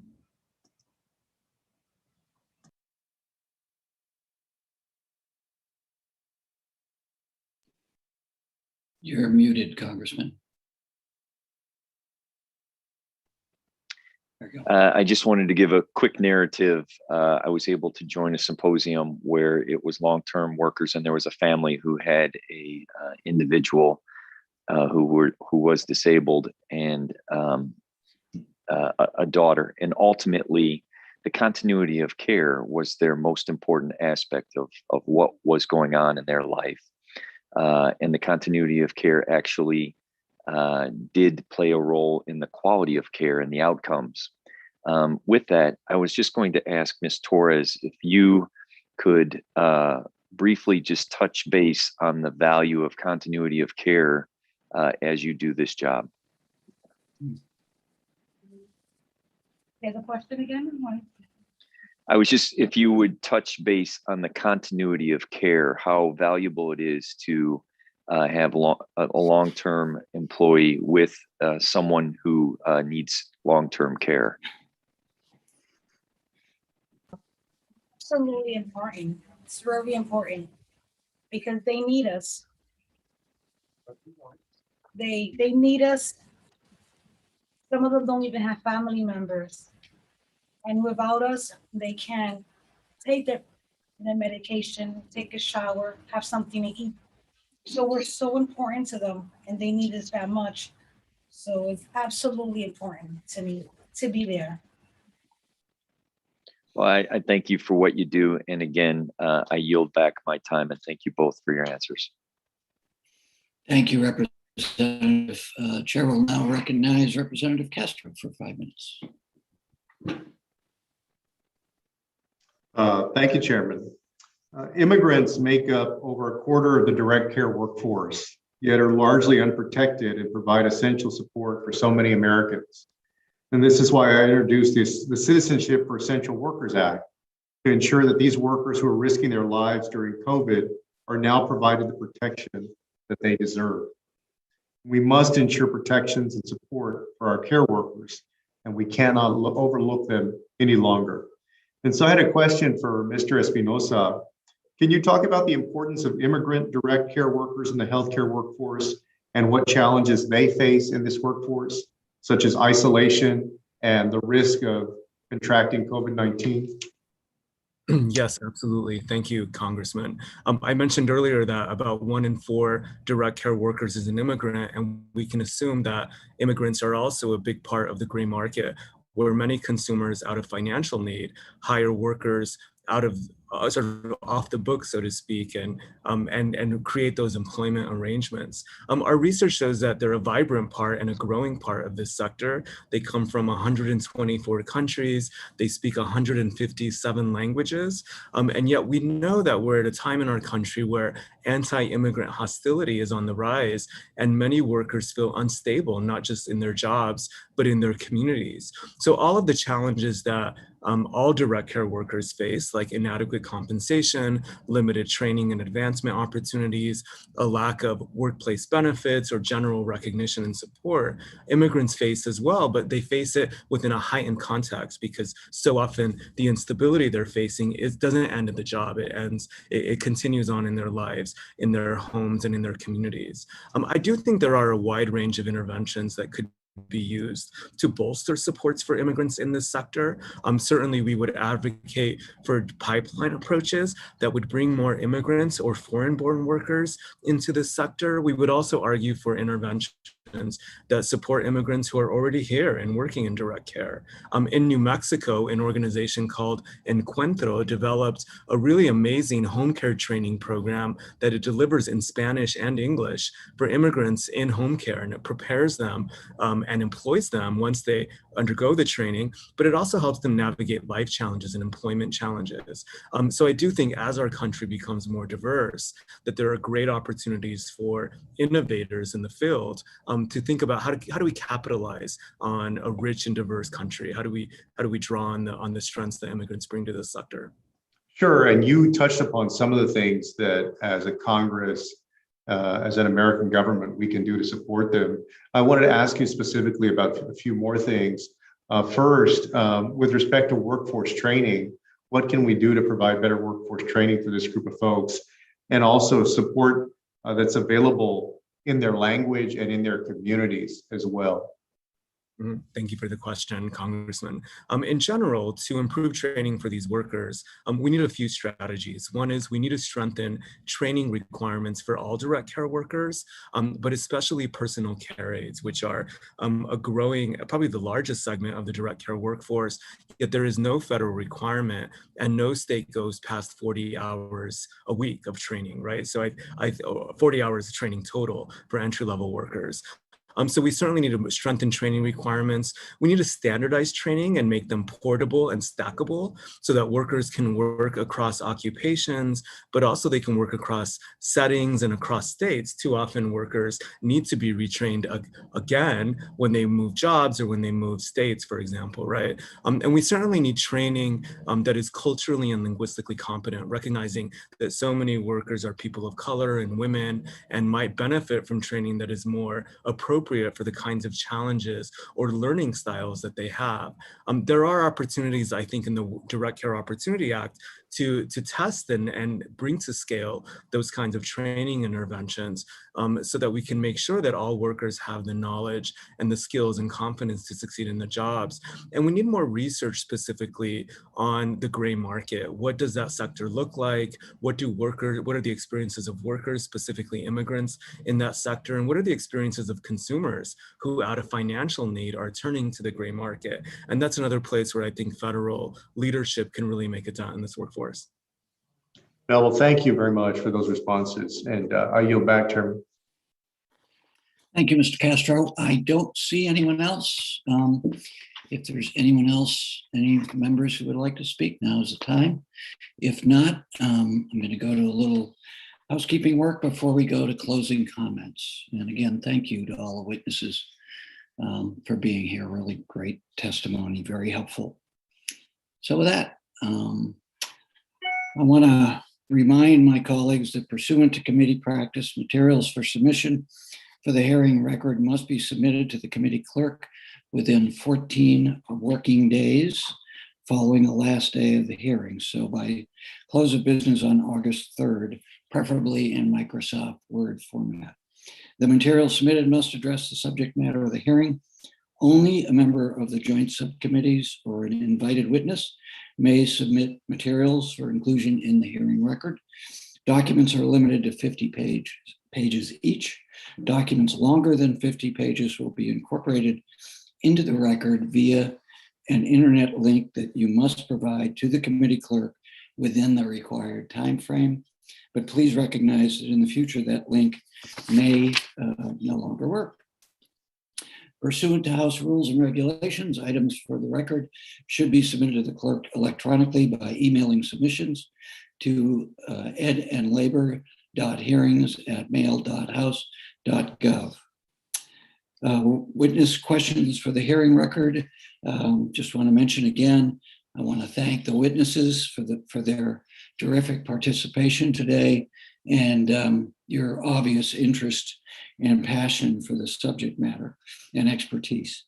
Members of the joint subcommittee may have some additional questions for you, and we ask that the witnesses to please respond to those questions in writing. The hearing record will be held open for 14 days in order to receive those responses. Again, I want to remind my colleagues that pursuant to committee practice, witness questions for the record must be submitted to the majority committee staff or committee clerk within 7 days. The questions submitted must address the subject matter of the hearing. Now we'll go to closing statements, and I want to recognize the distinguished ranking member of the Higher Education Workforce Investment Subcommittee, Dr. Murphy, for a closing statement. Dr. Murphy. Mr. Murphy. Thank you, Mr. Chairman. I understand the difficult work. I want to thank all the committee members and the witnesses. I appreciate your counsel and a lot of good discussions today. I understand the difficult work environment that direct care workers can find themselves in because I've worked alongside them, as I've said previously, as a physician for over 30 years. Their contributions are meaningful. They make a difference in so many, many lives, especially towards the end of life. We're going to rely on these important individuals as our populations grow and as our population ages. Our witnesses did a wonderful job today illuminating some of the challenges that these and other healthcare workers face. I look forward to working with my colleagues on both sides of the aisle to consider how public policy can foster an environment where more people will consider the healthcare workforce as a valuable and rewarding career path. The best way to do this is to strengthen WIOA. Healthcare occupations must be examined within the context of all professions to make sure that job seekers are fully informed. WIOA can help direct care workers gain the skills that they need to succeed in the long term, no matter which career path they can pursue. Thanks again to all the witnesses. This was a very good committee meeting. Thank you, Mr. Chairman. I yield back. Thank you, Representative Murphy. Appreciate your comments. And now I'd like to recognize my co-chair and thank her again for being able to step in for me. I had a couple other hearings going on at the same time, and one of them requires a little nimbleness, the Oversight Committee. So Chair Wilson, thanks again, and happy to have you have any closing comments. Thank you, Representative DeSagne. I want to thank our amazing witnesses for sharing their in-depth expertise and moving experiences. This has been a very insightful hearing. There are people in our country doing God's work. Thanks to all of the direct care employees in the nation who help our families and our constituents every single day. We appreciate you. As we all heard throughout our discussions, direct care is physically and emotionally taxing work. It is hard. Yet While the demand for direct care services is surging, workers today aren't earning living wages or even receiving the necessary training to safely do their jobs. They need our help, and it is our responsibility to help them. People are living longer and longer and desire to live in their own homes. That is why we need to secure significant resources for direct workers by passing the Americans Jobs Plan and the Direct Care Opportunity Act. These proposals would take significant steps towards recruiting and reinforcing the direct care workforce pipeline, and they would help create millions of good paying jobs as our economy recovers from the pandemic. Most importantly, investing in our direct care workers would increase our capacity to help aging Americans and individuals with disabilities live with independence. We have to pay these employees what they are worth. As a matter of fact, their job description is priceless. I'm grateful for our discussions today, and I yield to the ranking member, and I yield to the ranking member for his closing statement. We'll go to the good son, Mr. Allen. All right, thank you. It's great to be with you today, and I thank the witnesses for their helpful testimony. COVID-19 brought attention to the immense sacrifices frontline workers make every day. They deserve our recognition and thanks. In fact, all of our medical professionals do. As Republican leader of the subcommittee tasked with developing healthcare and labor policies, I am particularly interested in supporting individuals who may be interested in entering the direct care workforce. In my mind, Congress must clear the way for state and local workforce boards to leverage private sector innovations occurring in their communities. Mr. Barani's testimony shows us how critical it is to set folks up for long-term success. Creating additional single interest government programs is short-sighted. Our committee can do better than spending additional taxpayer dollars on short-term Band-Aids. We need to heal the root cause of our problem. As this committee considers a bipartisan reauthorization of WIOA, we must consider how we can address all workforce challenges facing our nation, and they are many. Thank you, Mr. Chairman, for the hearing today, and I yield back. Thank you, Mr. Allen. It's always a pleasure.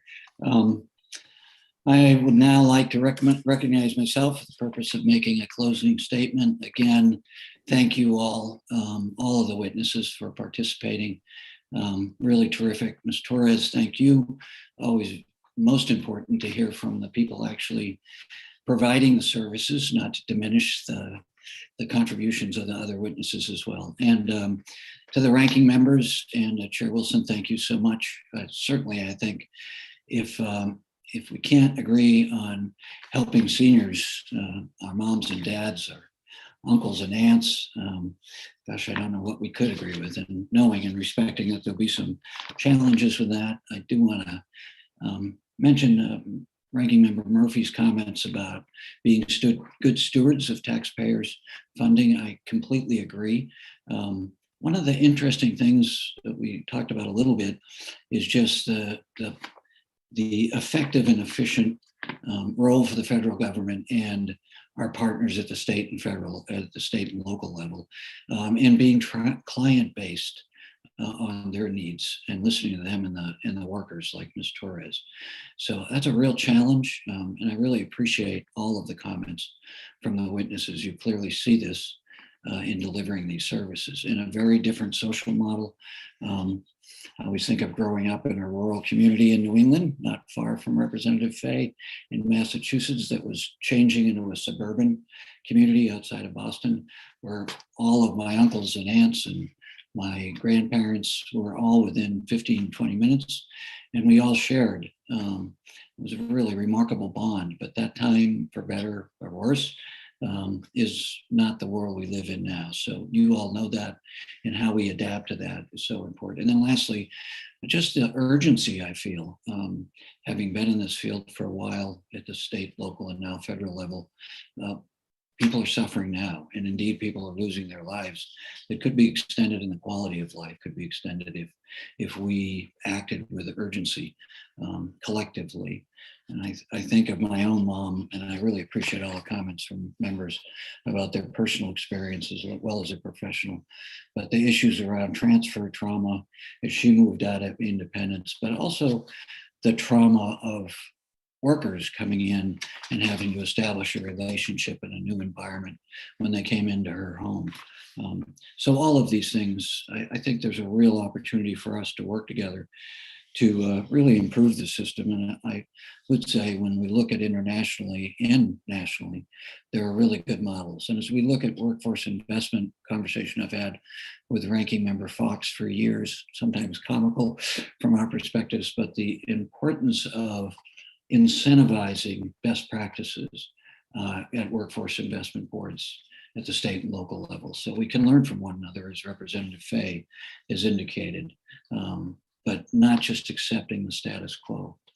So with that, as we reflect on the critical role that direct care workers play in ensuring that aging Americans and Americans with disabilities can live independently, just want to thank everyone again. And fortunately, the challenge is real. As we discussed, direct care workers are still not being provided the basic tools to make them successful for their clients: fair pay, good working conditions, and continuing training that would allow them to join and stay in this professions and change the really horrible 82% turnover. And that's pre-pandemic. So some of the comments by some of my colleagues, pandemic has clarified and made it worse, but we had a real problem before pandemic. So this chronic lack of investment in direct care workers must change if we are to secure the future of direct care workers and the clients that they serve. To that end, I'm pleased we discussed how the investments in the American Jobs Plan, drawing from the Direct Care Opportunity Act, would strengthen the direct care workforce pipeline. I look forward to drawing from our conversations today and working with all of my colleagues to secure the support that our direct care workers need to provide long-term care for our communities and for our country. Thanks again so much. And if there's no further business, without objection, the joint subcommittees will now stand adjourned. Thanks again so much.